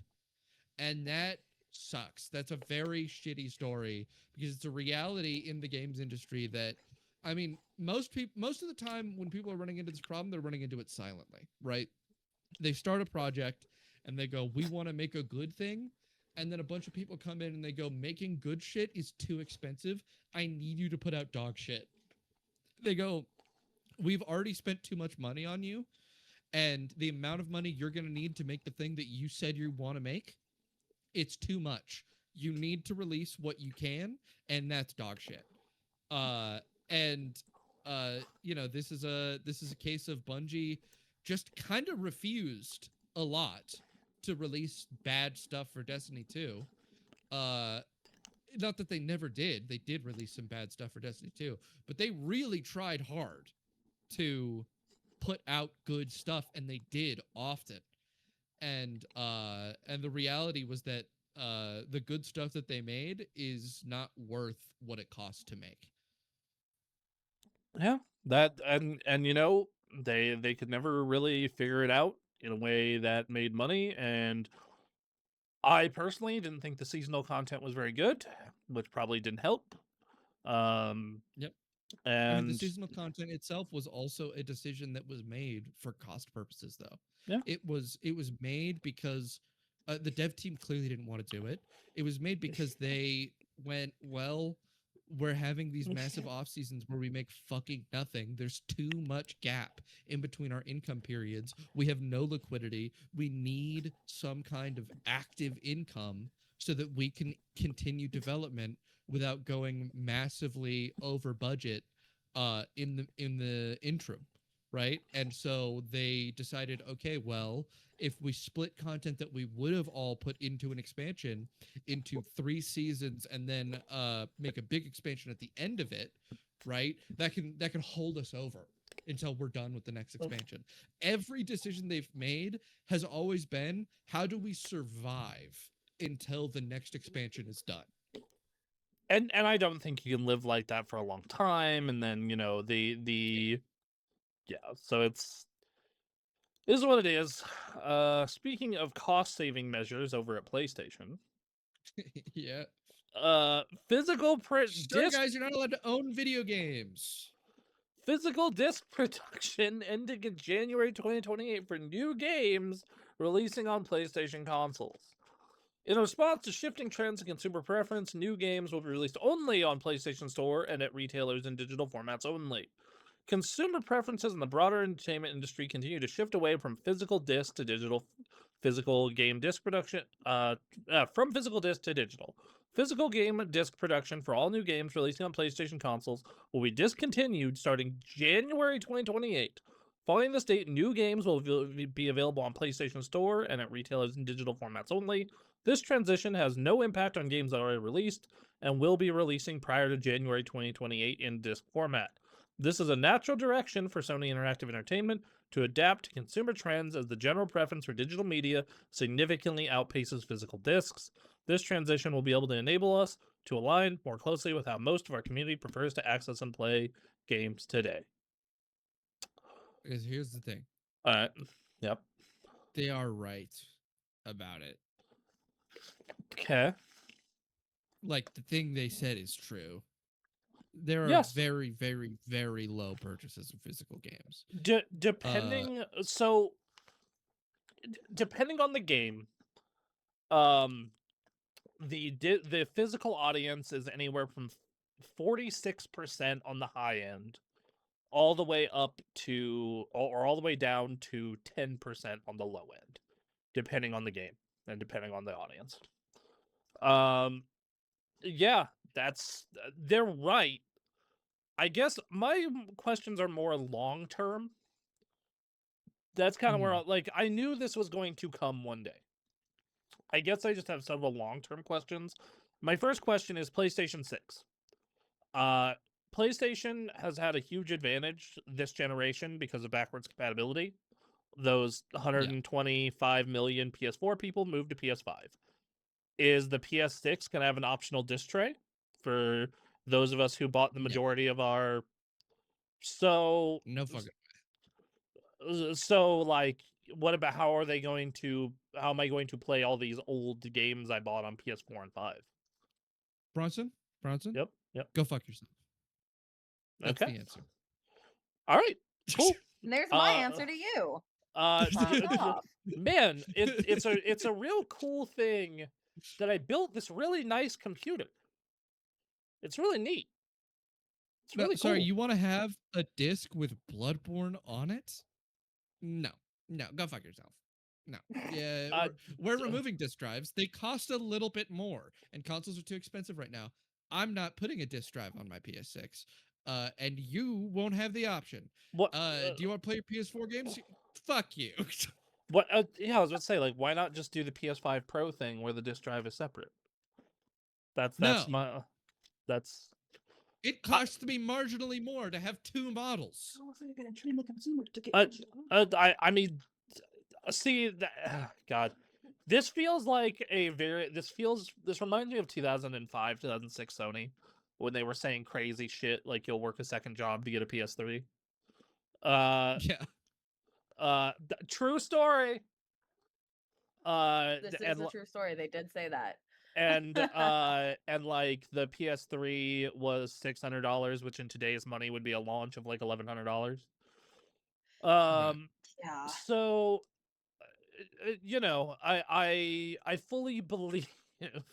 Uh, so this is kind of what that reminds me of, and I do think it'll bite them in the ass because if you're telling a large portion of your consumer base, especially the people that are still buying physical PlayStation games, are typically your most hardcore consumers. It's the dudes who want to Yeah, have stuff on a shelf, and that's who they're trying to appeal to right now. They've even said, like, yeah, we're doubling down on our most dedicated consumer. They've said that multiple times over the past year. Uh, it seems like a really stupid idea to tell them to go fuck themselves when they're who you're going to be relying on most. what they're doing is they are. This is obviously a move to not have a disc drive on the PS6. That's like the Yeah, main yes. goal here, right? And what they're doing is they're going, okay, obviously people are going to be upset. How much more upset are they going to be about the increased price of the console that we will have to have for a disc drive? But the price difference In- between the two, the disc and the disc drive-less consoles, is $50. right. Uh, the thing is that the price. I mean, realistically, it's not literally $50 for them.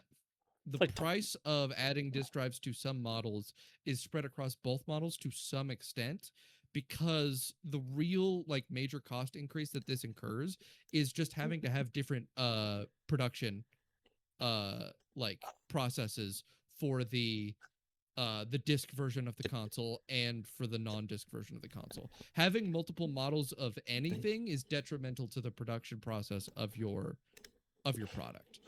so. Uh So I guess my question then is, like, why not just make it an accessory then? Like you do with like, you cannot buy a PS5 Pro with a disc drive. If you want a disc drive for your PS5 Pro, you have to buy it as an accessory. there's a chance that they do, but I think that they also know that they are incentivized to shift towards digital media in general, Oh yeah, yes, right? absolutely. Like Like you they you cut the always have retailer out. been, and they Yeah. right they've always wanted to make this move and haven't because of consumer responses, and they think that uh the the cost, the cost of production save, the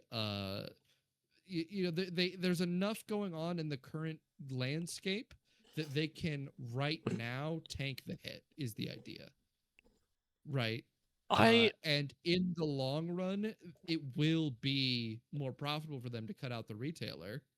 And I mean, so they go, okay, if we can just do it now, uh, and it gives us this marginal benefit on the production of our new console, and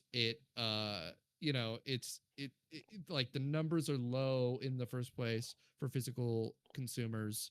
If we just take the hit now, then this is the time, and then we can have it over with. Well, yes, they're trying. The thing that I thought of when I saw this, other than I thought of the backwards compatibility thing, and then I thought of the fact that it's like, well, if we get this out of the way now, when we announce the PS6 doesn't have it, it's not going to be as big of a deal, as you mentioned. And then I do think that they're effectively creating a higher end console monopoly, because who the fuck's going to buy an Xbox? Let's be real. Yeah. And it's like people say, well, PC's been all digital forever. And I'm like, yeah, but on PC, you have multiple storefronts. If Steam decides to twirl their mustache and be evil one day, I can be like, all right, cool, I'll just go start buying games on GOG or Epic or EA or fucking Ubisoft, maybe, no. But like any one of those options versus like, well, if Sony decides to start being evil one day and I have the PlayStation Digital Store only, I can continue to only use the PlayStation Digital Store, which that only benefits Sony in, of course, the long run. Yeah. So, yeah, that's kind of where my head's at for that. This sucks. I think this sucks for a lot of reasons for the consumer beyond just, ownership. I think when I was a young man, used games were how I played a lot of video games. And trading games around was also how I was able to play a lot of video games. Be like, hey, I'll borrow, I'll loan you this if you loan me your thing. Or like, oh, cool, like GameStop or Game Crazy is like doing a buy two get one on these $20 used games. And it was how I was able to play a lot of games and develop the taste of playing a broad stripe of video games and get me into the kind of shit that we do now. Yeah, I don't know. Is one of those things that I think this sucks ass for the consumer, because that the saved cost is not going to go back I on do the too. games. Sorry, what? No, not at all. I also think this sucks for the consumers. It is shitty. Yeah, like it's you know, I don't know. Boy howdy, they and then of course there's the preservation aspect of this where, people are concerned about like, well, you know, Yeah.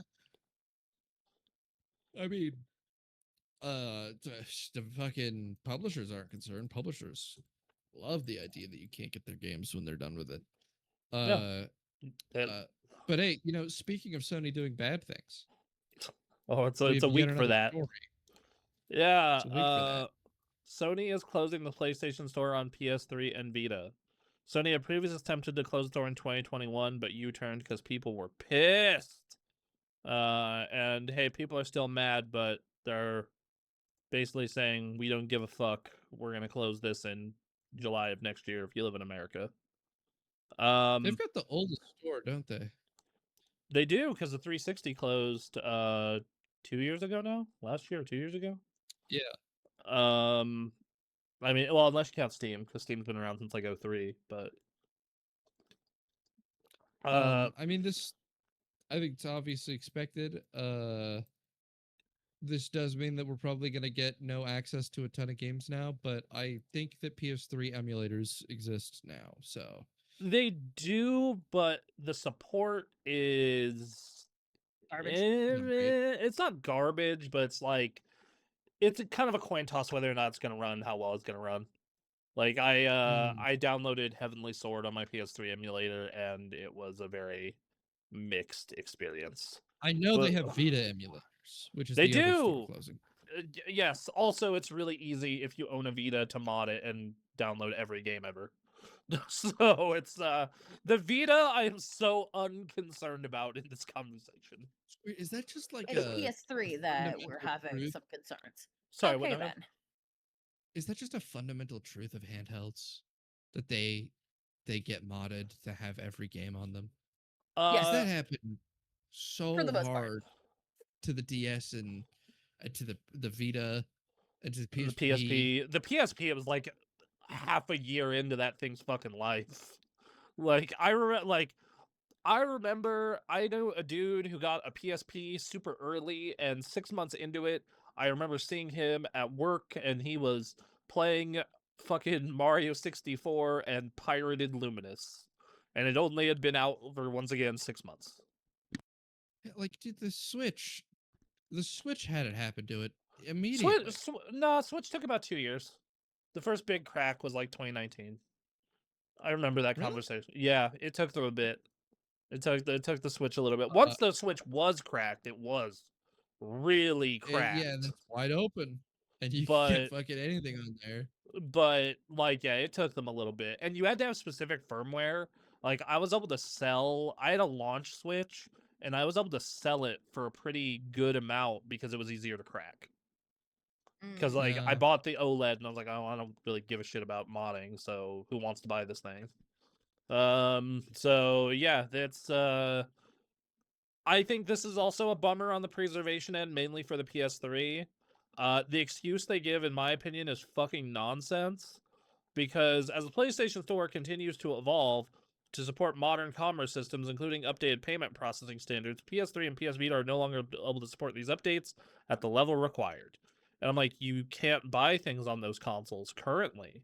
You have to add money to your PSN wallet, and then you can go buy stuff. yeah, yeah. It's just not a factor at all It's that they're you just talking about. yeah, you just do not want to maintain this shit. Yeah, That's what it is. They did say, yeah, the download servers are still going to be there for what you have. I'm probably going to go drag my PS3 out of like the dust field it's covered in currently, and see if there's anything in the store that I missed. I don't think there's anything. Um, you know, because I know, yeah, like that. There is some stuff I have, and goddamn, dude, the PS3 has so many good games. And there's so many good games that are just fucking trapped. Just fucking yeah. trapped on that fucking thing. It's a real bummer. Um This anyways, just reminds me, isn't it crazy that the 3DS has online services fully shut down except for Pokemon Bank? It's every single other function of the entire thing, all of the online services, except just Pokemon Bank. that does not surprise me. It doesn't surprise me at all because Pokemon's so popular. Pokemon It's is just because so they refuse to implement a way to get Pokemon from the old games up by just releasing the old games for fucking modern it's consoles. They refuse to do that, and it's so they're like, and we have to keep it up. There's no other way. it's so fucking stupid. It's just uh this does make me now that the store is officially closed though, and I don't have to worry about being banned. It is making me go want to mod my Vita though. Yeah, Um, it's a good idea. I might hop into that, and I have a launch Vita with the OLED screen too. It's a cool, fucking cool piece of hardware. It's great. I loved the Vita, man. I fucking loved the Vita. Just shit, You know, you're a just Vita guy. felt like it You've was said it before. felt like it was from the future. Yeah, Yeah. I gotta send you this old kind of funny bit where it was like people they did a program where they were rehoming unused Vitas to people who wanted them. And it was they played that fucking Arms of an Angel song while they did an ad for it. It was fucking great. Yeah. It was great. I I never played the PS Vita. Oh, dude. So good. It is probably my goat of handhelds. It really Yeah. it felt like the Switch before the Switch while still being the size of something like a 3DS.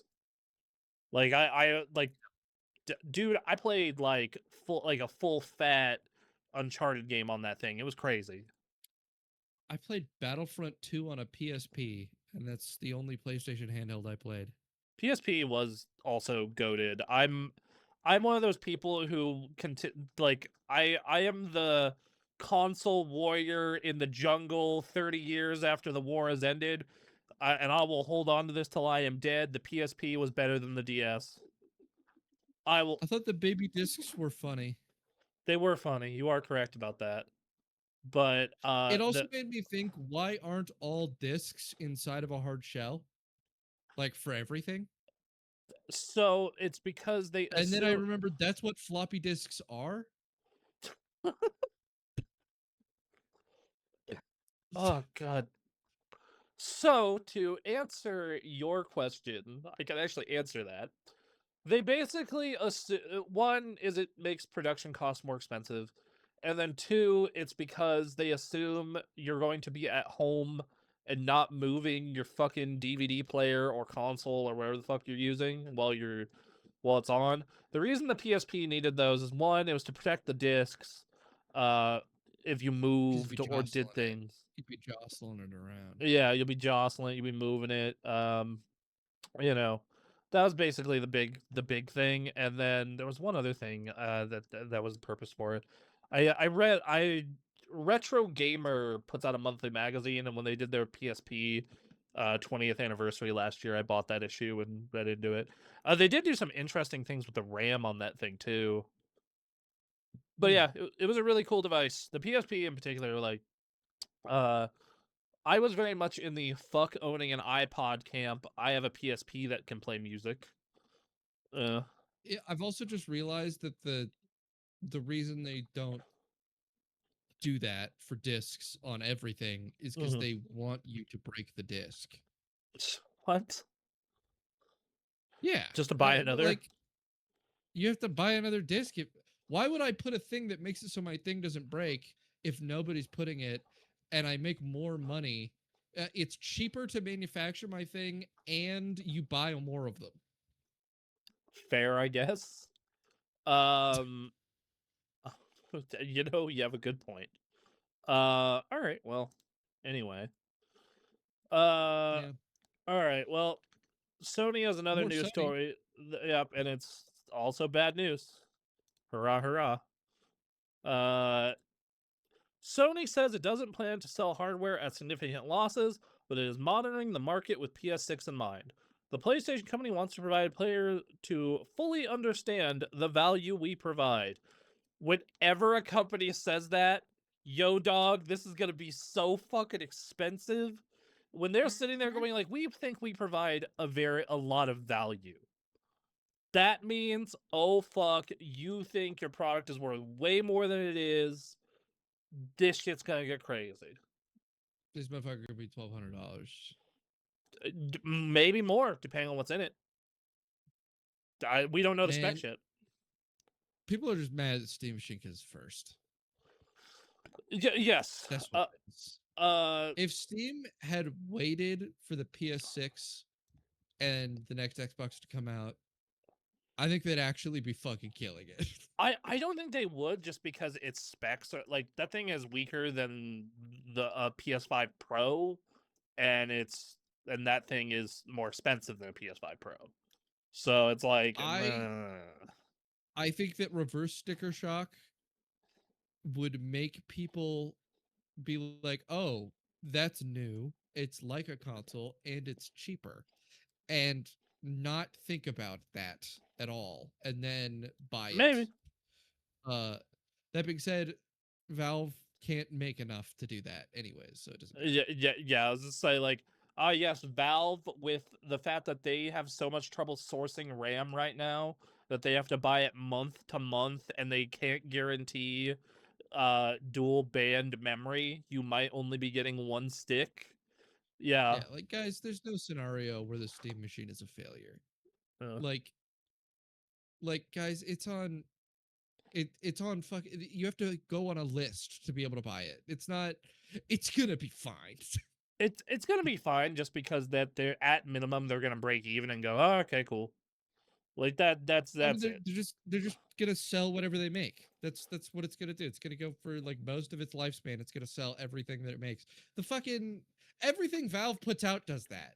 It's Ah, still they hard to buy a fucking index. yes.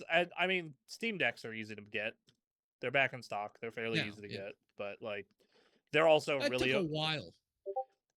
yeah. It's fucking, yeah. Yes, it took a while. Took about a year and a half to make it so like you could easily buy one. You know, by the time that I got my Steam Deck, I bought the OLED like 4 months after it came out. It was easy to just click and buy. But they don't do a ton of volume. They just don't. But they also don't sell shit at a loss, so they don't have to worry about that. Yeah. Um, Uh, s- I mean, I see why Sony really doesn't want to sell shit at a loss again. Obviously the PS3 was sold at a loss, and it was bad. It was a bad thing. I mean, Uh, but they sold all the other ones. They sold 1, 2, 3, and 5 at a loss. 4 is the only one they didn't. Uh, yeah. You know, the PS3 being sold at a loss was actually like so insane because it was like I remember there's the famous picture of the army supercomputer of daisy chained PS3s yes. because the PS3 was being sold at such a loss that it made it way cheaper to buy all of those components because it was just being subsidized by Sony.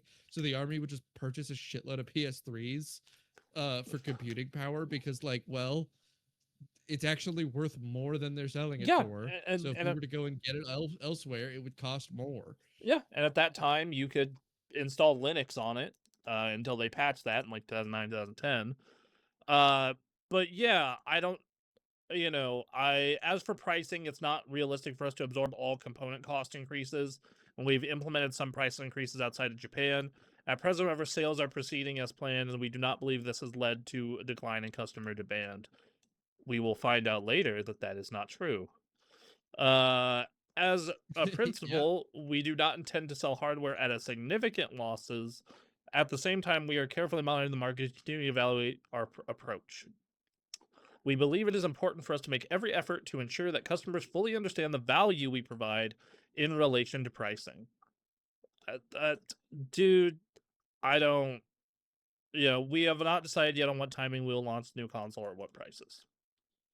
Um, in other words, this shit gonna be expensive, and we are not sure when or how we're going to launch this because everything is fucked right now. I could not be convinced to purchase a console right now. Like if the new consoles come out, I'm just not buying them at the moment. I'm definitely not buying the PlayStation would have to. So Sony kind of has me by the balls a little bit because I do love their first party studios. I love Insomniac. I really enjoy most of Guerrilla's output. I really enjoy Naughty Dog. They have a lot of games and IP I really love. So it would very much depend on what games they have. Because if they come out and they're like, yeah, Spider-Man 3 and it looks fucking amazing and here you go. And I'd be like, okay, sure. But I also make a lot of fucking money.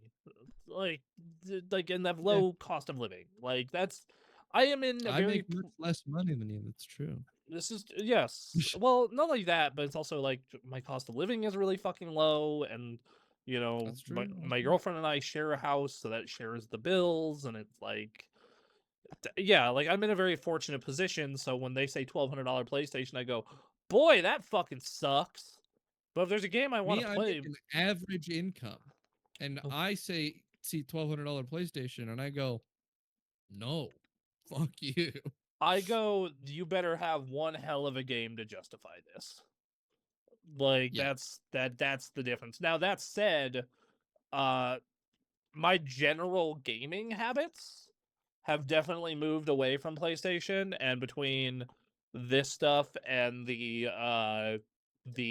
disc stuff from earlier, I am less inclined to play on them more than ever. Uh I really hope EA gets the PC versions of their sports games working correctly for football because I play those on console because the PC version crashes and has problems. Um and then, like other than Dragon's Dogma and Monster Hunter, I haven't had a game that's been particularly bad on PC though, other than those ones. So it's like I literally am mostly playing my PlayStation for exclusives. Like this year, I legitimately might only be playing Soros, Wolverine, and Grand Theft Auto. And my PlayStation will just sit the rest of the I year.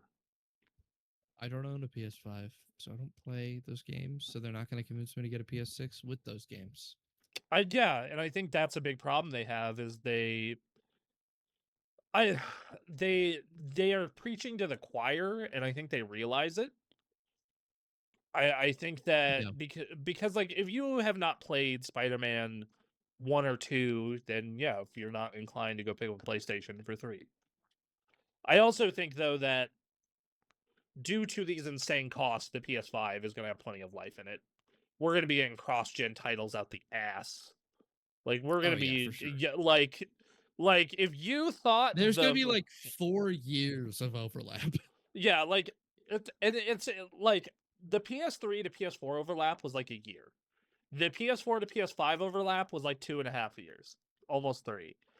The overlap for PS5 to PS6 is going to be like most of the generation because people are not like until these prices go down or income goes up. No, like that's been the biggest hurdle. Like other than the tech issues, that's been the biggest hurdle for PC gaming for fucking forever. Is just the buy-in.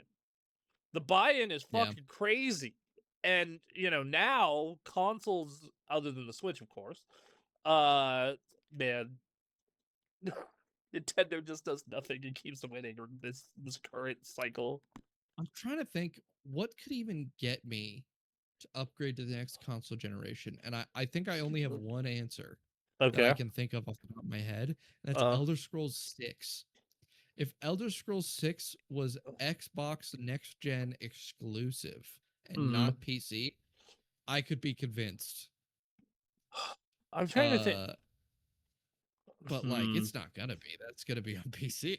Yeah, like so this isn't even a question for Xbox because they're gonna co-launch everything on PC. So it's kind of a Sony question. And for me, it's like the Spider-Man games, Right. a new Uncharted, Bloodborne Uh 2, Bloodborne 2. Ghost of something. Bloodborne 2 also. I Because don't it's not think gonna be Tsushima or Yote, but Ghost of I new don't I'm place. not sure a Ghost game would. I like it, but it would have to You think it really does it look. for you? I like Emily, you're the Ghost. ghost person. What do you Yeah, think? Would it make you buy a PS6? a 12 um, oh $1,000 to $1,200 PS6. Would a Ghost of Fukuoka get you to do that? maybe a new Ghost title. Uh, Definitely a new Spider-Man, yeah. because I am a Marvel girl first and foremost. Right, right. Duncan, did you know your hair or is the camera light just weird? What about my hair? It looks like it looks like the left half of it is like black. It looks like you dyed half your head. It's Oh, just it's the a lighting. lighting. Yeah, it's the lighting. Okay, okay, got it, got it. No, you're good. You're good. Um, but yeah, those would be the two big It does ones look black though. that would Yeah. get me to Y- buy a PS6. Yeah, like that's kind of the boat I'm in, especially after building these computers. Is like, yeah, it'd have to be an Insomniac Marvel game, or like Bloodborne 2 or Uncharted 5, like that. Bloodborne 2 is a strong one, but I don't Dude, think I beat Bloodborne 1 actually, that's surprising which because is it's the best crazy because of FromSoft how game. much I love the Souls game. Yeah, it's the best Yeah. FromSoft game. Honestly, the reason I never beat it, I I was trying to figure out a way to down patch the game and I couldn't figure it out and I got really fucking mad. um, yeah, like it's a very small list because like I wouldn't do it for Last of Us 3. I don't think I'm not sure if I'll do it for Intergalactic. I like Ratchet. I don't like Ratchet $1,200. No. Uh, Gran Turismo maybe if it looked crazy. The Gran Yeah. Mm, Turismo, if that looked like a yo dog, we made Gran Turismo look like you're in a real fucking car and a real racetrack. Like if it was just like this right. insane jump, that would probably do it. But even then, I would really have to think about it. Like it would have to, yeah, it would. But in general, it would probably have to be like Spider-Man 3. That would be the one that would do Yeah, it.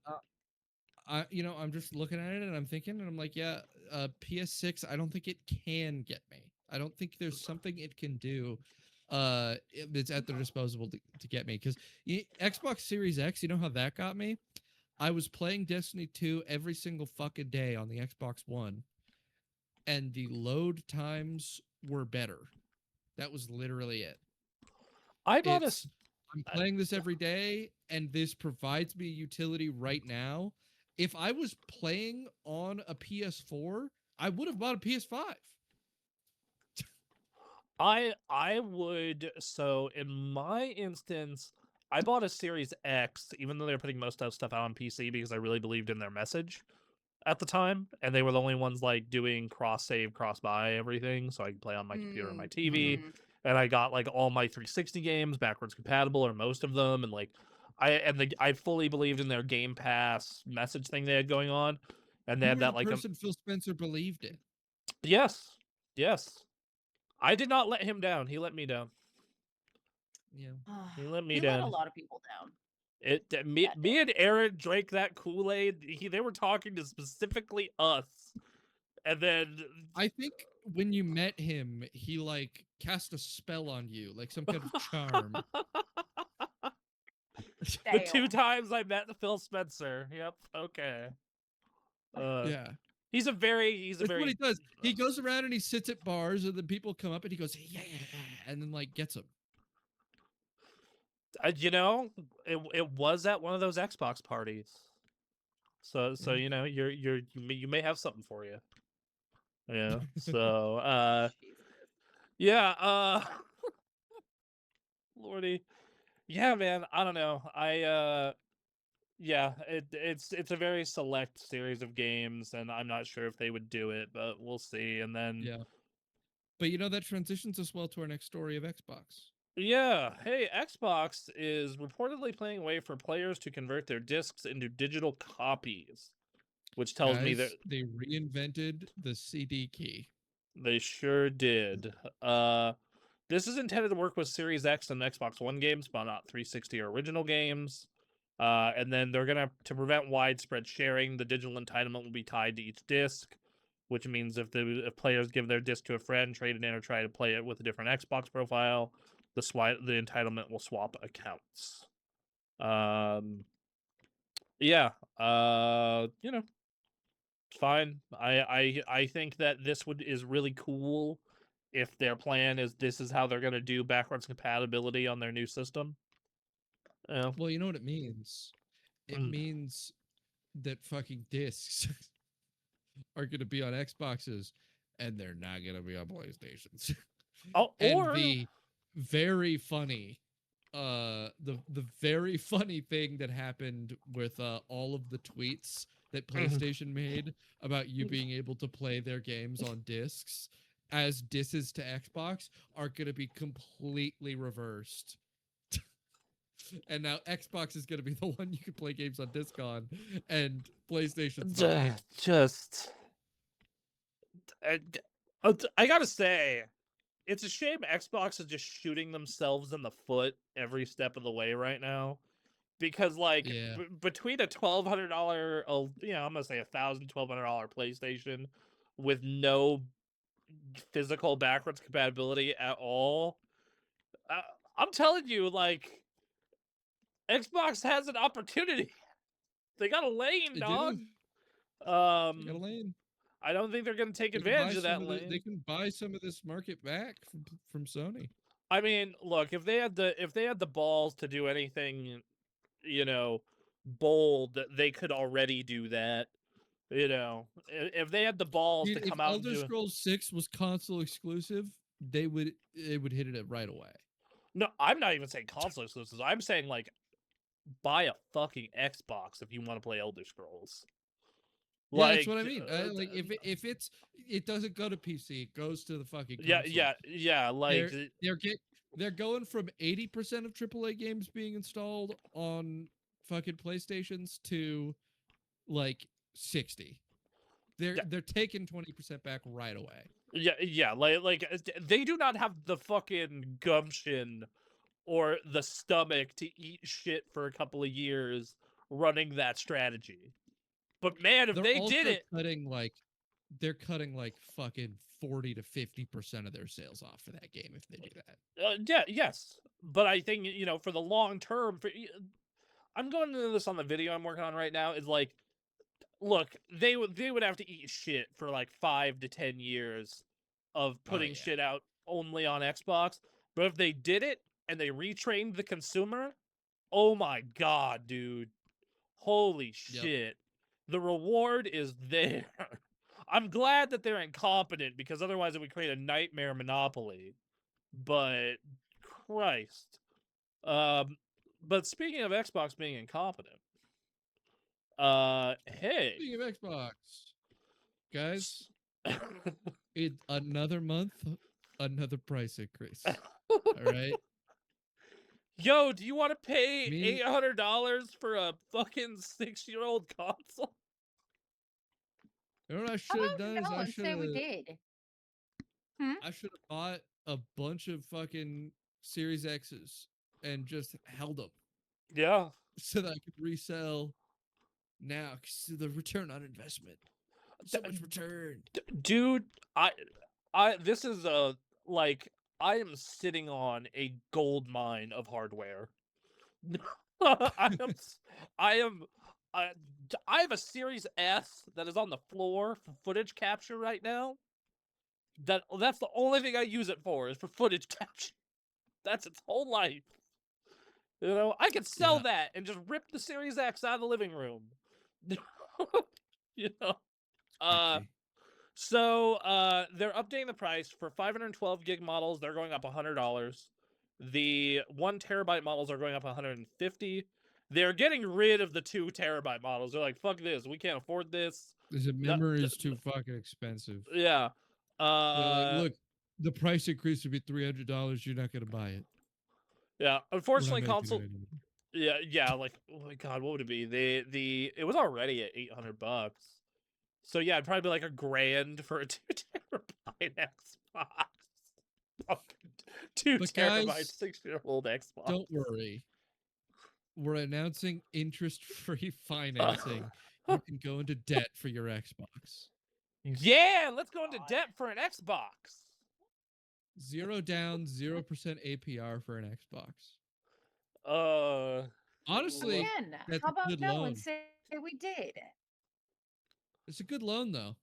It is a good It's loan, great 0% terms. interest for 12 months. If you can get it paid off in 12 months, you don't pay any interest. Yeah.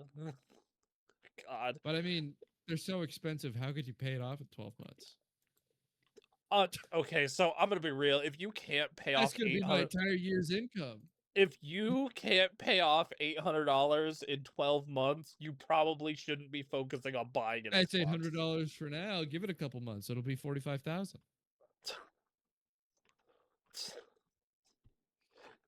I feel like buying this computer of mine, I just like bought an investment.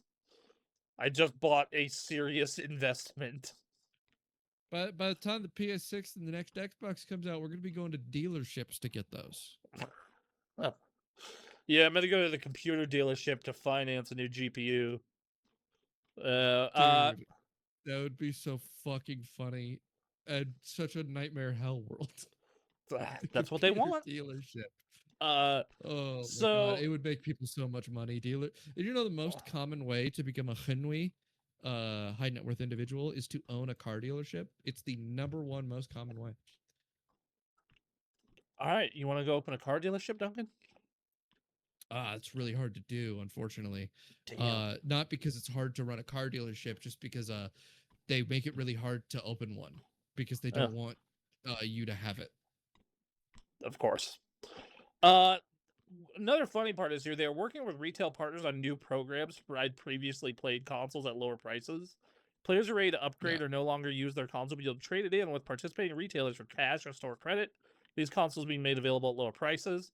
And the certified refurbished consoles program at Microsoft Store. And then they specifically highlight the Series S as a low-cost way for players to enjoy the biggest hits. Guys, you can get a used Series S for its launch price. More than its launch price, because it's $100 off. It is more than its launch price. Oh my god. Guys, You get a used Series S for just more money.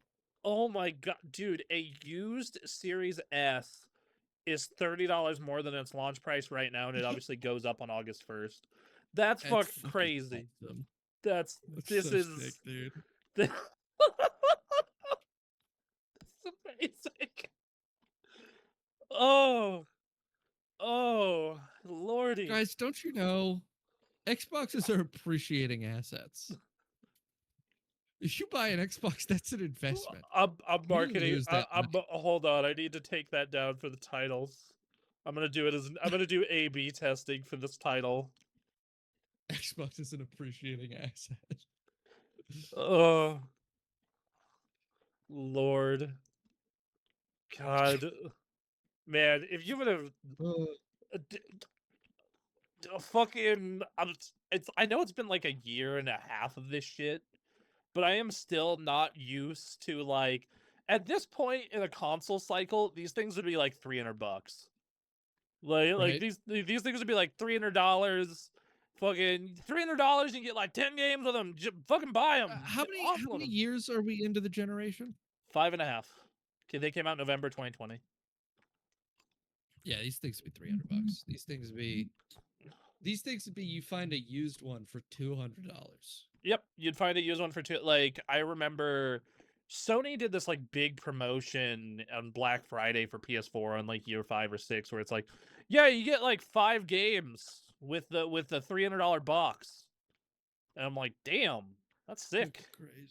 Now That's you're lucky nuts. to get a game with your $650 box. And Uh, that's not the rate of inflation, mind you. no, it is. It We is have the. not had a more than 100% inflation rate over the past 5 years. Oh my god! Yeah, hold on. I'm gonna see how much is a regular PlayStation 5 now. You know, how long till we get? Because it seems like Microsoft is the one who goes first. Okay, so if you get a digital edition with 825 gigabytes, it's $600. If you get one with a disk drive, it's $650 for with a terabyte. So there you go. They also have a trade up program where if you give them a old PlayStation, like let's say even a regular PlayStation 4 with one controller. I'll give it let's pretend it's my launch unit. We'll say it looks good but not flawless. Hey, for a launch PlayStation 4 in decent shape, they'll give me $87. That's some Wow. shit. I'm kind of curious. What would Sony give me? Because they give you the option to go all the way back to like PlayStation 2 and 3. All right, what happens if I give them a PS3 Slim? I do have 2 controllers. It's a 320 gig. Yeah, it works. It's in good shape. Wow, they don't have an offer for it, so they have it listed. But okay, that's dumb. Wow. That's stupid. Your Sony, your website's dumb. Yeah. So it's like, dude, the starting point for modern video games, I'm not including the Series S because that thing is a joke. Uh, is $600. $600. And if you just want to play Yeah. video games, you're willing to accept the Series S's compromises, it's $500. Yeah. But Uh, Xbox, Xbox, yeah, who I else do. is doing more bad stuff also again? Is it Xbox. Xbox?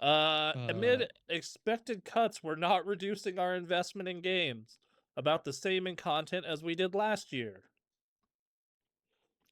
okay, so here's the thing. Here's what this means to me. Uh, Okay. Because they have been cutting a crazy amount of studios. Our next story is about how they're cutting a crazy amount of studios. The they're giving it to Bethesda. They're giving it all to Bethesda. and Yes, of course they are. Why wouldn't they?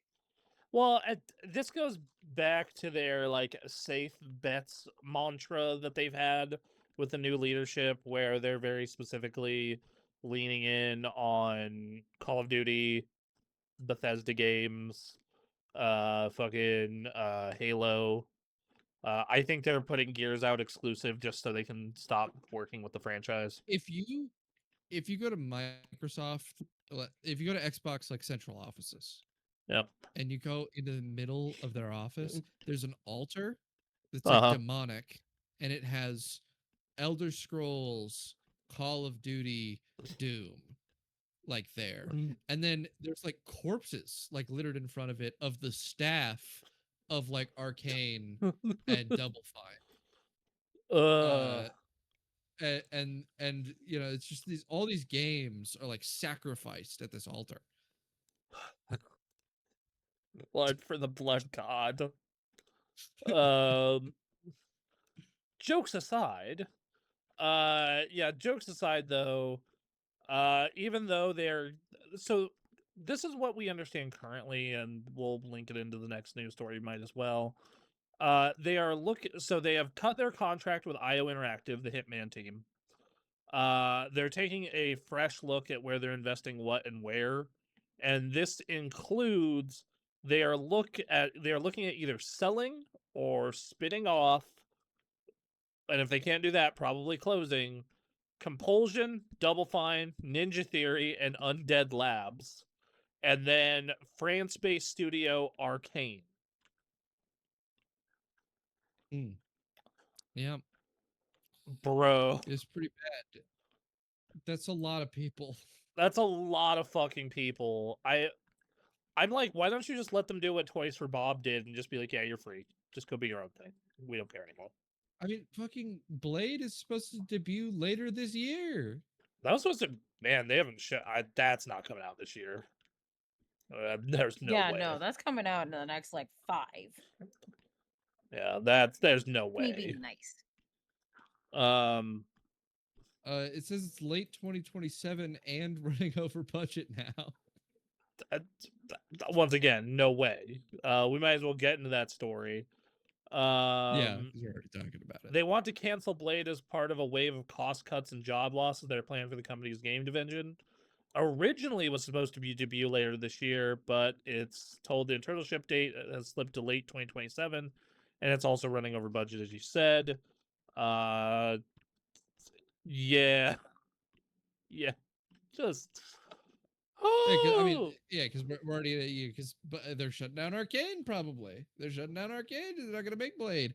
They are killing these people at the altar of the true money makers, Call of Duty and Elder Scrolls, and maybe Doom. They did just put out that new and Doom maybe Doom, DLC, or it's coming out. and it makes money. Yeah, Platform games. Blizzard seems to be Cool. fine. I what this sounds like is Xbox is just turning into Activision. Like I'm not convinced Blizzard is fine. Okay. And here's my reason: Mm-hmm. vibes alone. Okay. Overwatch just seems like it's got problems. That's probably doing horrible. But they had that. Whoop! Nearly dropped my microphone. But they had that big win earlier this year. Like they had that. Like a lot of people came back. Yeah, they came back. They put out 5 new heroes, and they called it Overwatch, and it they renamed it, and it's like I've been seeing more people. And this is anecdotal, of course, play Overwatch than I have in a long time. I even played some Overwatch for the first time in goddamn years. I know WoW's doing fine. Yeah, People for now. play WoW. It makes money. For now. For now. I got some things to say. I expect Diablo 4 is probably like because it's pretty good. Yeah, I'm enjoying this current expansion for Diablo 4 a lot more than I enjoyed the last one. Like it's a lot better, significantly better. I've been playing it with my girlfriend, and sorry, what? Give me a refresh. What are they even doing in that? Because last expansion Mephisto, right? It's still Mephisto. It's Mephisto 2? Yeah, it's Mephisto. He's running the same plot as Diablo 2, where he's like making a cult about him. Wait, so with a false Diablo prophet. 4 base game, Mephisto's daughter. Yep. Diablo 4 first expansion, Mephisto. Yep. Diablo 4 second expansion, still Mephisto. Yes. Okay. Yep. All right. Yep. Mhm. And but this time you work with Mephisto's daughter. I'm just thinking about how I iced that guy in Act 3 of Diablo 2, like he was a bitch. Well, he's back again. He's kind of a bitch in this, but he's entertaining. Bro doesn't know how to walk around a door. I could come up and I can cast blizzards from over here, and he just gets confused and runs around. Diablo 2 is a little different, my man. But yeah, so Microsoft continues to everything is up in the air. People are freaking out about their jobs. It's just not a good look overall. Yeah. Is the long and the short of it. Hopefully, yeah, you know. Yeah, so But hey, more Xbox, yeah, more as if Xbox and PS5. yeah, Xbox hits worst US sales month on record. PS5 drops 58% as hardware prices soar. The average price of new games hardware is up 14% in a fucking year. PlayStation 5 fell to its lowest since, so I'm assuming by PlayStation 5 they mean PlayStation in general, since May 2000, as consumers feel the impact of increasing prices. Bro. So that earlier Sony statement saying that there is not a reduction in hardware demand. I don't know. Your sales Seems, dropped 58%, yeah, which usually indicates a decrease in demand. that's a pretty bad drop. PS5 spending was also down 43%. Xbox hardware spending actually went up, so that means people are at least buying accessories and maybe a console here and there. Switch 2 continues to be the best-selling hardware platform in units and dollars for May, and year 2026 to date. Oh man, are you talking about the one that has games that are only on it and also is the cheapest? That's weird how it Crazy. works. It's like Crazy. this effective strategy. Fucking, dear Lord, do nothing. I fucking time is literally a circle, and we were talking about this before the show. I said this shit in 2013 after the E3 press conferences. Microsoft lost by being shockingly, even for Microsoft, tone deaf and anti-consumer.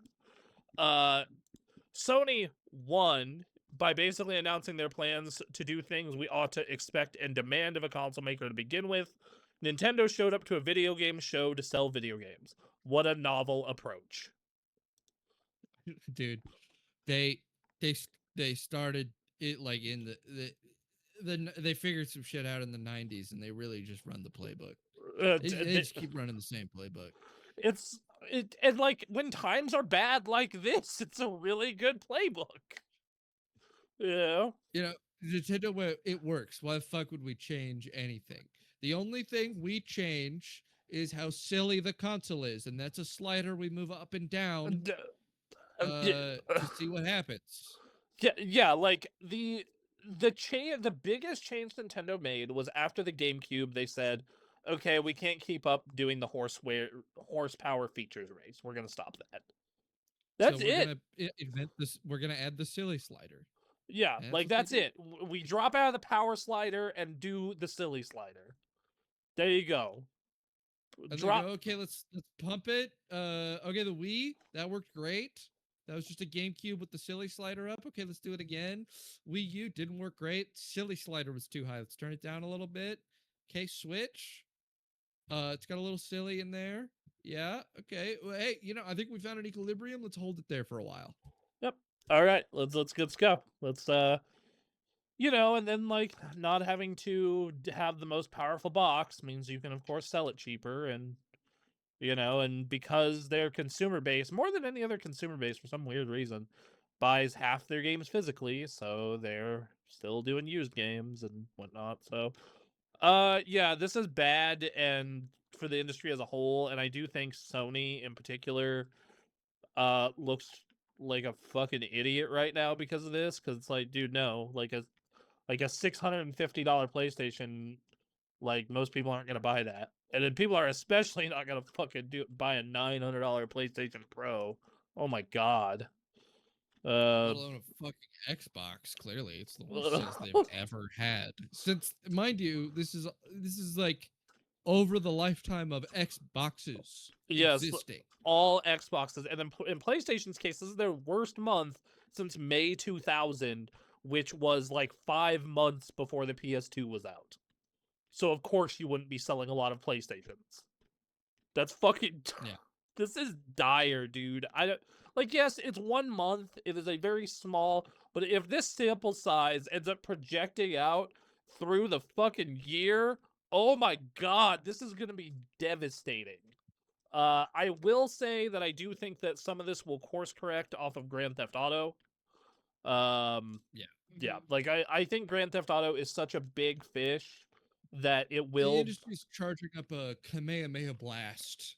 You know, they're fucking, they're waiting for Grand Theft Yeah, Auto to yeah, come out. yes, but I also think Grand Theft Auto that's going to be a couple months, and it's going to be real hot, and then afterwards, I think there's going to be a major cooling effect, and the industry is not ready for it, and they're going to shit their pants. That's what's Yeah. going to happen. It's what's going to happen. Because Next, after you fire a blast that big, you're out of energy. yeah, But they're not expecting to be out of energy. yeah, they're expecting to be like, all right, we're ready to keep fighting, and then they're gonna stop. They're gonna be like, Yeah. it's gonna be like when Goku was fighting Android 19 and was having a heart attack. Like, Yeah. PS5 captures 75 to 80% of single-player AAA launch sales versus Xbox. But GTA 6 PS5 versus Xbox pre-orders reportedly unlikely to be as extreme as 8-1. It's claimed. That's fucking. Oh, Crazy. this is what this People is. don't play Xbox. They Uh, don't fucking play it. Xbox trained its consumer to just wait for games on Game Pass, with rare exception. They did it. They trained. They got there's just not enough for the consumers to justify it. Yes, 75 to 80% of James Bond sales were on PlayStation 5, regarded for consoles. This is including PC. That's God. That's bad. That's Just be curious. How many people are on Xbox Cloud services? That's a I mean, Game Pass is their only cloud service for Xbox, so it's at 35 million people can use that shit. I don't know if they do, There's but 10%. wow, that's weird. That's really Yeah. weird. 10%. Cloud gaming is out on the service, and year over year, the number of users has surged 45%. That's pretty good. Makes sense. But man, how bad do you think the GTA ratio is going to be? It's gonna be fucking bad.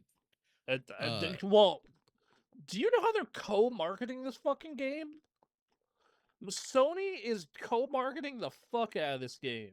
Okay, when they updated it since, but when they the first 2 weeks after they announced the pre-orders, the PlayStation app on your phone was GTA colored. Dude, this is gonna be a fucking PlayStation game, basically. Like, Yeah, like I think they're gonna get like 60% of all players. No, 65 probably. yeah, I can No, see that. 70. Um, mm, that's a Like 70. yeah. I'm gonna say 70. I think that I think the Xbox player base there's 35 or so million Xboxes out there as well. Uh, I could see, yeah, I could see about that. So yeah, uh, you know, That's wild.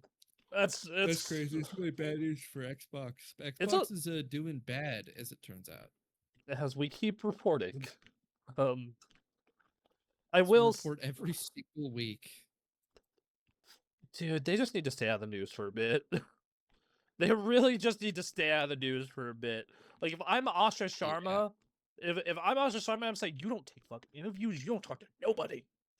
Nobody. Yeah. Well, it's hard when you're doing newsworthy stuff every week. Yeah, something's gonna leak. Man, this tells you this, and this is so bad for video games in general on the AAA side, because holy shit, like a Sony monopoly. Oh fuck, The that's issue is that the dev corpse altar in the Microsoft offices, it's just too big, requires too much maintenance. You mm, know, there's too many it's too visible. You know, stories are going to be written about who's dying at the altar. all right. All right, the next news story is the Video Game History Foundation calls on the ESA to find a way to legally preserve digital-only games for research. Asking museums to download a copy of GTA 6 and hope it'll run in 50 years is not a solution. The ESA is going to respond with audio of a barking dog. Yes. That's what I think is Yes. going to happen. They're going to go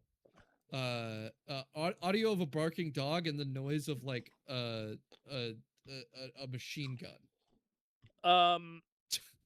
Yes. I think this should be the case. I think this should be the case of all media, but I'm also someone who I do think stop killing games is unrealistic to have the game run by the company forever. But I do think that there should be a requirement. That's not what they want. Well, that is the way that is worded. That like, yo, you got to keep it running. But what I think that they could do. No, they specifically, in fact, they talk about this a ton. Okay. How that is specifically not what they want. Oh, okay. They want end of life plans.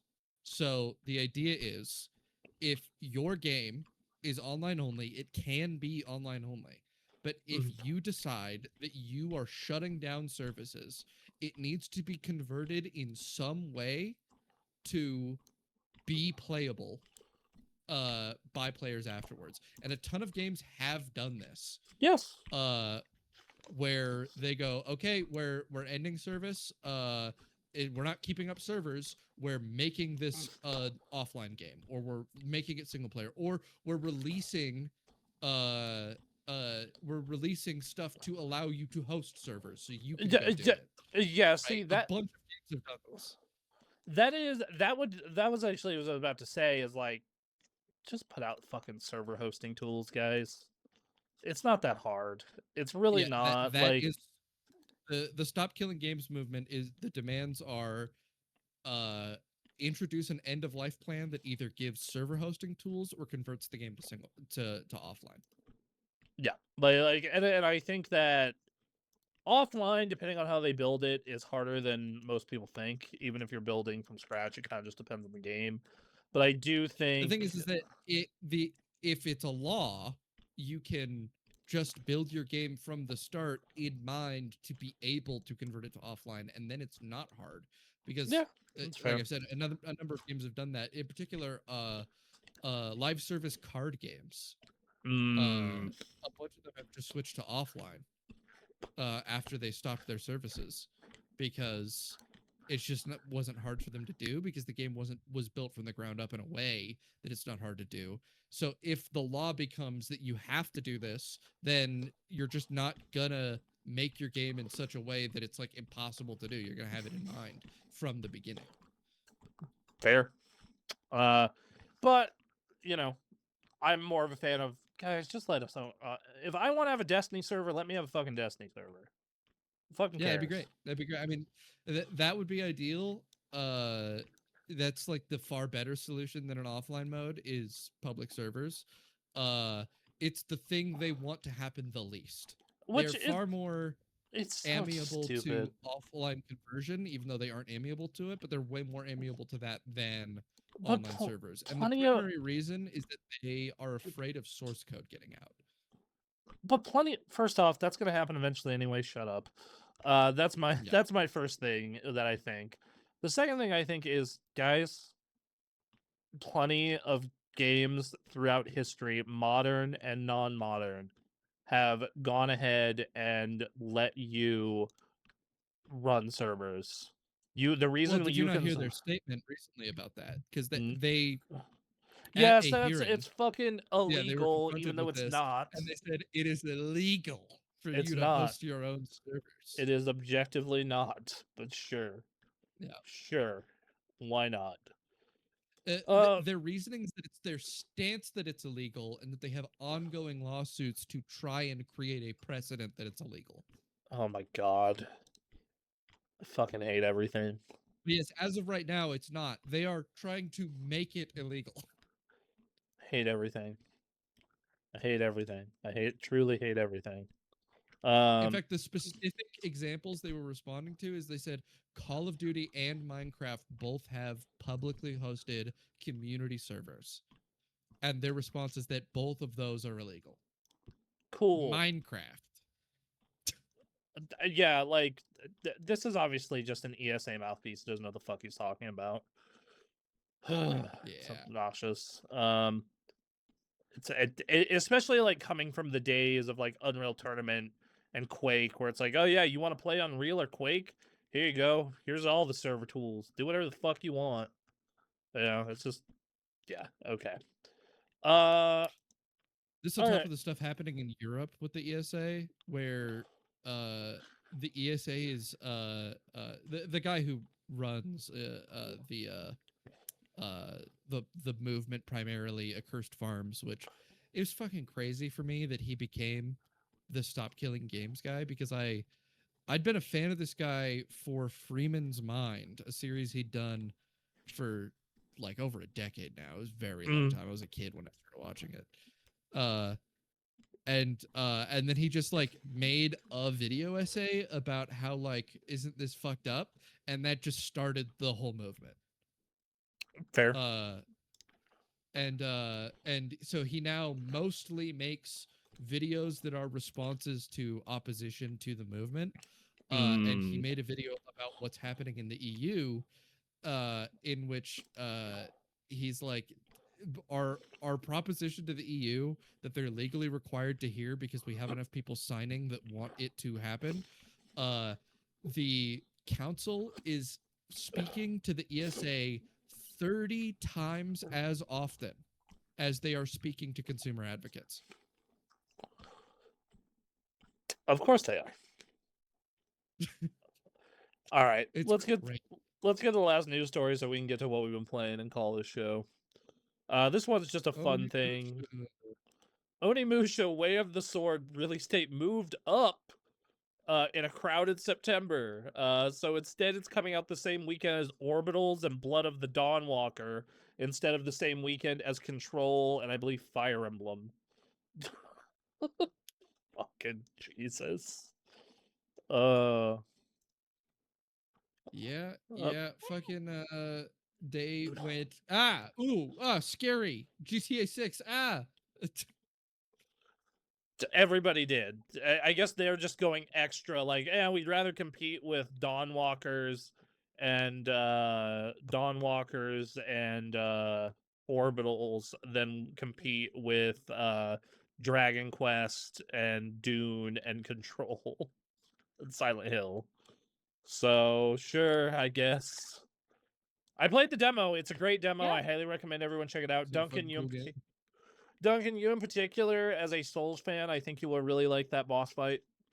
It's really good. It's very Soulsy. This is Chinese cultivation bullshit too, right? Remember, this is when we were watching the showcase. I saw a guy with a golden core, and I went, that's a golden core. Yes, but in Japan. So, yeah. Oh yeah. no, I'm thinking of a different game entirely. Yeah. I was thinking of like Onimusha looks good. I'm watching the trailer right now. It looks sick. Yeah. I highly recommend everyone play the demo. It's really good. So yeah, hey, that's the news. I mean, it's fucking Capcom. Yeah. It's the Cap gods are at it It's again. Capcom. Enough said. Capcom got it. Yep. What we've been playing? This will probably be pretty quick. Yo, Duncan, you played 7 Days to Die. What's up? This game's fucking horrible. Yeah, my girlfriend plays it a lot. Tell me more. I play it a ton. 7 It's a Days to Die. shit game. She says she loves it. Oh my Yeah, I god. love it. It's a shit game. You So love it, but it's a shit game. Oh, she says the same 13 thing. years. Explain me then. Yeah. 13 fucking years. This game first entered early access 13 years ago. Mm. Okay? It's not out. And every time they update the game, they make it worse somehow. They just add something worse to the game. And it is an incredibly generic concept. It is survival base builder zombie. Like, it's just the thing is that it's the generic survival base builder zombie game. Like, it is penultimately, if you are to define that vague idea of like, oh, didn't a bunch of games come out that were like survival games with zombies? This is the one. This is Okay. the true game of this, right? And fucking it's got a bunch of very bad features and very stupid things, but a very addictive gameplay loop where you get XP and the XP gives you perks and the perks are good. They make you I- stronger. You make a build. I You beat zombies better. I am always a fan of a good feedback loop. The Yeah, only thing that you is go more into effective is a good dungeons Skinner and you loot box. them. Yeah. I like I go to the hospital and it's like, whoa, there's a bunch of zombies in the hospital. I'm gonna go through it. I'm gonna loot the hospital. It's looting and base building and leveling, and those are all good things. Yeah, fair enough. Did that game ever hit 1.0? It's about to hit 3.0. Oh, Jesus, I'm But behind. it is still considered in early access. Oh, for fuck's, that's why I haven't played it. Got it. Okay, fair enough. The Evo-ness got me in the fighting game spirit. I played a bunch of Nice. fighting games. Street Fighter 6. I'm up to Diamond 2 with Akuma. I'm working my way to Master. Nice. I'm embracing the evil in my heart by playing modern Zangief. Is Master where the game starts? Like, for real? Master, Is it like fake until you're in Master? no. I would hear people talk about it, and it's like, oh, the ranks are actually pussy shit until you're in Master. Master is definitely where the rank system gets a lot harder, because if getting Well, into shit. getting into Master requires only about a 45% win rate. Yeah, okay, so that's not even a high rank. See, the thing is, though, is the fucking path there is a motherfucker. You would be surprised. But if you're persistent and you're learning, you'll get there eventually. Almost always. It can take a while. Is the biggest thing I can say. In my case, it takes a while also because I kind of restarted on PC. But yeah, you know, I don't think it's as harsh as the Tekken system. Getting to the higher I mean, to me, ranks. Master is like top 10% players usually. Yes, that is correct. Is that the case here? Yes. Oh, Let me check. Rate is top 10% players? Hold on one sec. So are in master rank or higher. Let me double check. So master rank roughly represents 13 to 16% of the total active player base. Okay, no, that's reasonable. High master is 3 to 5. Grandmaster is 1.5 to 2. And that's active. If you cut it down to everyone who's ever touched the game, master rank is like 6%. Okay, that's about what I would expect from a master rank. Yeah, it's just that fighting games are a little different where people don't want to put up with the work that it takes to get into even like diamond. Most people end up pretty hard stuck in platinum. Because I feel like once you get into diamond, or high platinum, that's where gimmicks stop working as much, and you got to have at least some good fundamentals. You don't need all good fundamentals because I definitely don't have all good fundamentals, but like it's where like you start running into the cheese stops working. Like one thing that's like very apparent that I've run into in mid diamond now is Akuma's command grab is not just like free gimme damage. Like people know how to stuff it more and do a good job of stuffing it more. Yeah. So yeah. So I played a bunch of Street Fighter 6. I'm starting to rank up, work my way to master. I'm having a blast with it. I've embraced the evil in my heart and playing modern Zangief, which if you want to just maximize the amount of times rage quitting happens, play modern Zangief. Modern Zangief. It's so Okay. funny. I've been in these tight matches where people will start tunnel visioning and then I just one button level 3 and it would kill them and they quit during the animation. And it's just That's good. I would rather have the rank points, but that is a great morale booster for the rest of my night. Yeah. Like when you get that animation when they drive, if I see green, I'm doing it. And they drive rush in and it's like, for my loyal fans. And just the animation starts and it's beautiful. That's pretty good. I played DOA 6 last round. I'm gonna be real, this feels like Koei Tecmo being like, hey, we ported it to modern platforms with slightly better graphics. If you bought DLC, enjoy rebuying it, fuckheads.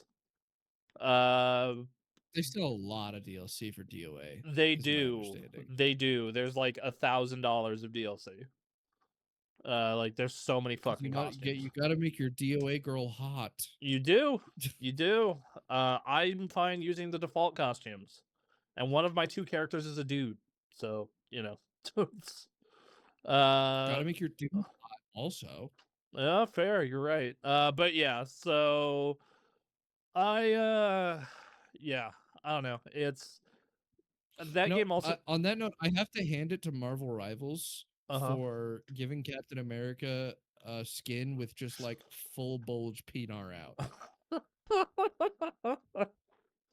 I saw that, and they're really taking the principle of sexualizing their men as much as their women. Yep, no, Marvel Rivals. That Marvel Rivals lets the men goon, and once again, lets the ladies goon. Yeah, so Okay, it's really funny right now that M is like, you're a slideshow of you reacting. Yeah, I don't know what it is. My internet's being a little wonky, but I It's so saw funny that footage of freaking Captain America with, oh god, I can't even describe it. peenar out. That thing out. And the cake. And the cake. The It jiggles cake. too. that is Oh, America's ass. So sure fuck it is. anyway, back to Dead or Alive. It also doesn't have rollback. I'm basically, it's like, well, I can play DOA on modern platforms easily now, and this is where the online community will go. I'm enjoying it though. Dead or Alive still fucking rips, dude, gameplay wise. I really can't wait for the new one whenever it comes out. They've announced it. I got into that Avatar Legends the fighting game beta. That shit looks sick. It's Mm-hmm. it is very old school in the way it functions. It is very Street Fighter 3-ish. It's by a lot of the guys who worked on Them's Fighting Herds, and it does kind of play like that as well. I it is definitely surprising. Like it has the sauce, as the community puts it. I have not labbed the game super hard, but even going into training mode for like an hour or two and figuring out with 2 combos with Zuko, I'm like, oh, that's fucking disgusting. You just get them in the corner with this and they're fucked. Oh my god. I just watched the way Azula works, and I'm like, that's fucking awesome. It is. It's super good. Her level 3 is horseshit though. It is abject horseshit. I'm just like, are you fucking serious? If I don't get in on her in time, I'm just fucked. Oh my god, what the fuck? That said, the character I really want to play is not out yet. It's not. It's a DLC character. Which It's character? Iroh. Iroh's my man. Ah, yeah. So Collider. it looks great. I will. I do. You know, I'm a big fan of any game with an auto combo system. It has this a very simple one. So people who want to mash can just get in and have fun. Yeah, I do think the character list is pretty small to start, and presentation-wise, it seems pretty bare bones. I mean, Especially, it's from a show with a small cast. Like, yes, what are you and gonna do? yeah, and it's also like it's a cheap game. It's $30, 50 if you get the DLC. So it's it's pretty. It's got a very small roster, and it's not missing a lot. Yes, it's also a very it's a game that'll run on fucking anything. This game it can run on a 970 and a Oh, that's good. fucking 2600. So it's pretty light. It's a pretty light game. It looks great though. It looks just like the goddamn TV show. Um Nice. it's also Nice. nice It to see does. And it's also nice to see a fighter with that's like hand drawn basically. So it's Mhm. good timing too with the movie recently having come out. yeah, Or no, wait, did coming it out. come It's out? October. It's It got October. leaked. Yeah, it got The leaked, whole but movie is out though. yeah, but if you want to watch it, you know, a standard way, then October. It's apparently Uh, a very good movie. It sucks that it got completely leaked months ahead of time. fair. Uh, anyway, so yeah, it's a lot of fun. There's a lot of sauce to it. I played some 2XKO. Oh fuck, I am trash at that game, but it's fun. That game is Yep. super fun. It is wildly unforgiving.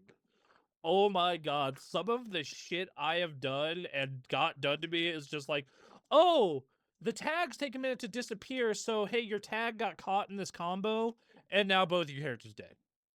Just they're dead. They're not coming back.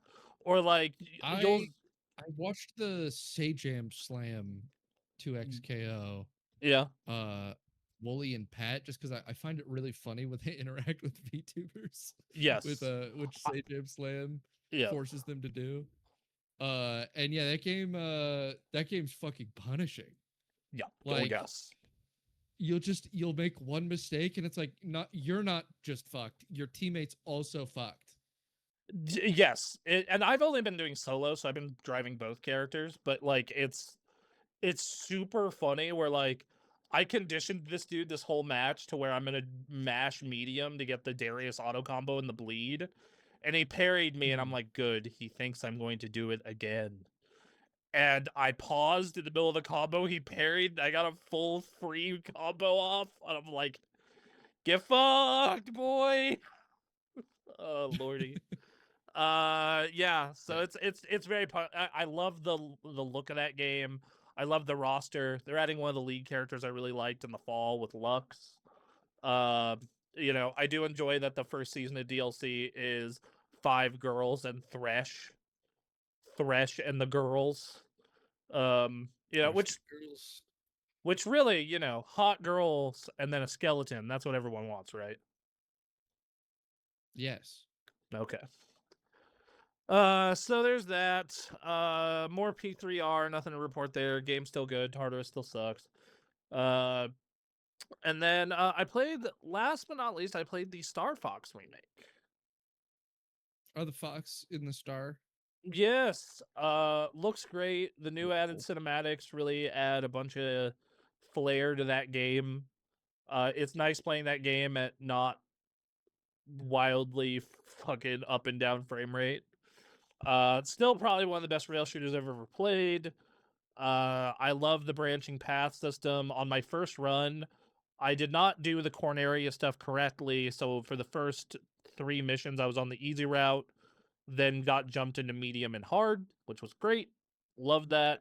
Got the good ending. Sadly, I got the good ending with only one teammate left alive, which was Falco. Unfortunate. I do not like Falco is still like kind of like a loudmouth and talk shit, but not as well as before. Like in 64, he was like just such a fucking asshole. This one he's still an asshole, but it's not it's like, I can tell you begrudgingly respect me. Versus old Falco, I just felt like just had beef. Like he had fucking beef and hated my guts. It's Yeah. also shocking how much I remember. Like on the first level, I remembered how to get the hard path started. I just fucked up the execution. Uh, Mm. yeah, I think the biggest problem I have with that game playing it now is the camera is kind of weird and jank. Like like I feel like I don't have enough view sometimes, but otherwise it's still one of my favorite games, still a damn near perfect game. I'm looking forward to going back and doing the runs to perfect them. Like I'm looking forward to getting the hard route. I'm looking forward to doing the hard route while keeping everyone alive. It's a lot easier than I remember, but that might just be because I'm not a kid/teenager anymore. And also, Right. even 25 years later, once I got used to playing on a Switch controller instead of an N64, my brain just immediately was like, "Oh, yep, that's gonna be there. That's gonna be there. That's how you shoot down those." Uh, yeah, but it's an awesome game. If you've never played Star Fox 64, or Star Fox as just now, definitely do it. It's a sick game. I will say that I'm curious how modern gamers are gonna have to get like because like it's like a 1 to 2 hour playthrough for your first run. And I'm curious how they're Right. going to understand or even figure out like, oh, I'm supposed to play through this game like 5 times at minimum. So yeah, Yeah.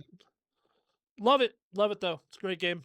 And I played a little bit of the Rhythm Heaven demo, but I don't have much to say because I haven't played enough yet. Yeah. So that's it. I've enjoyed my past week and a half off. I'm sad to go back to work. It is what it is. Nice. All right, Uh, M. Yoshi and Mario Kart. Yeah, Yoshi Tell and me Mario about Kart. that. Yeah, so I just got to chapter 3 in Yoshi and the Mysterious Book. Uh-huh. Nothing much to report on that. Is the book mysterious? But they added it's Probably is. always mysterious. Come on now. It's always mysterious. Uh Always. Um, but with Mario Kart, there was an update that came out with 2 new knockout tracks. Oh, are No. those good? Are they good? Are the knockout tracks good? Well, the knockout tours are pretty fun Well, yeah, and I know about that. a little nerve-wracking. I mean, yeah, I love I really should we should really arrange a knockout tour night because that was fun when we did it on the launch stream. Fuck It yeah. was. Fuck Um yes. knocking Anthony out at the last But possible second, I felt so evil, but so just like, yeah. I liked how I won. that's a little satisfying. Duncan, I won. Alright. uh, Um, but one of the tracks has you ending in Bowser's castle. that's cool. I like that. Nice. I like Bowser's Castle. I'm a fan. I haven't done the other knockout tour track yet, but I'm pulling it up here real quick. Once it'll load, there we go. Right, single player. I really gotta hop back on that game. Well, Mario It's a Kart? good game. Yeah. Yeah. Um, yeah, I pop into it every now and then. Although now that there's actual track updates, I will definitely come back. I've been waiting for them to do more, and they're finally seem like they're committed to it. Um, So here, I don't know if you guys can see it, but this is Drill Rally right here. all right. So it Hopefully the starts slideshow lets us. here, goes It lets us see the fuck top off. half. Oh, Oh, I like how you've bedazzled your Switch. Yeah, I like that's that. pretty it's all good. Kirby. Hell yeah, Kirby. But yeah, Hi. no. Shipwreck Cove, through the mountains, to Mario Circuit, and then right into Bowser's Castle at the end. And then for Boomerang, you're um oh, one of the So tracks these are is just Moo Moo reconfigurations of the Farms. existing tracks into different tours. Yeah, and I For the think that's knockout tour. fine though, It's because cool. like so cool. yeah, like I actually really like that part about Knockout Tour where it's like, oh, where you're driving through the world basically. It's a neat thing. Yeah. Yeah, I like that. I like new routes added to that. That's pretty sick. Yeah. Maybe they should do more of them. God damn it. Maybe. Yeah. I mean, there's 2, 4, 6 left to release. All So, Ah, right. there's gonna be quite a few. so check back often for updates on that. All right. Yeah. And then anything new to say I'm glad about to- Yoshi? Not at the moment. Just started the new chapter, so but I've Yo, unlocked like yo, 5. cheese. So, All right. All right, cool. I think that's everything, guys. Great Sounds show. like a show. We'll be back next week. We love you and thank you for tuning in and bye. Bye. Let's see if we can get M slideshow to catch the wave. Oh, oh, I'm not doing a way. oh, it's trying. It's trying. All right, bye everybody. It's funny because your audio's fine. Yes. All right, bye guys. So like it's not getting in the way of anything. We just get the slideshow. There we go. That's the wave. All right. The recording caught the wave. We're good. We're good. Bye.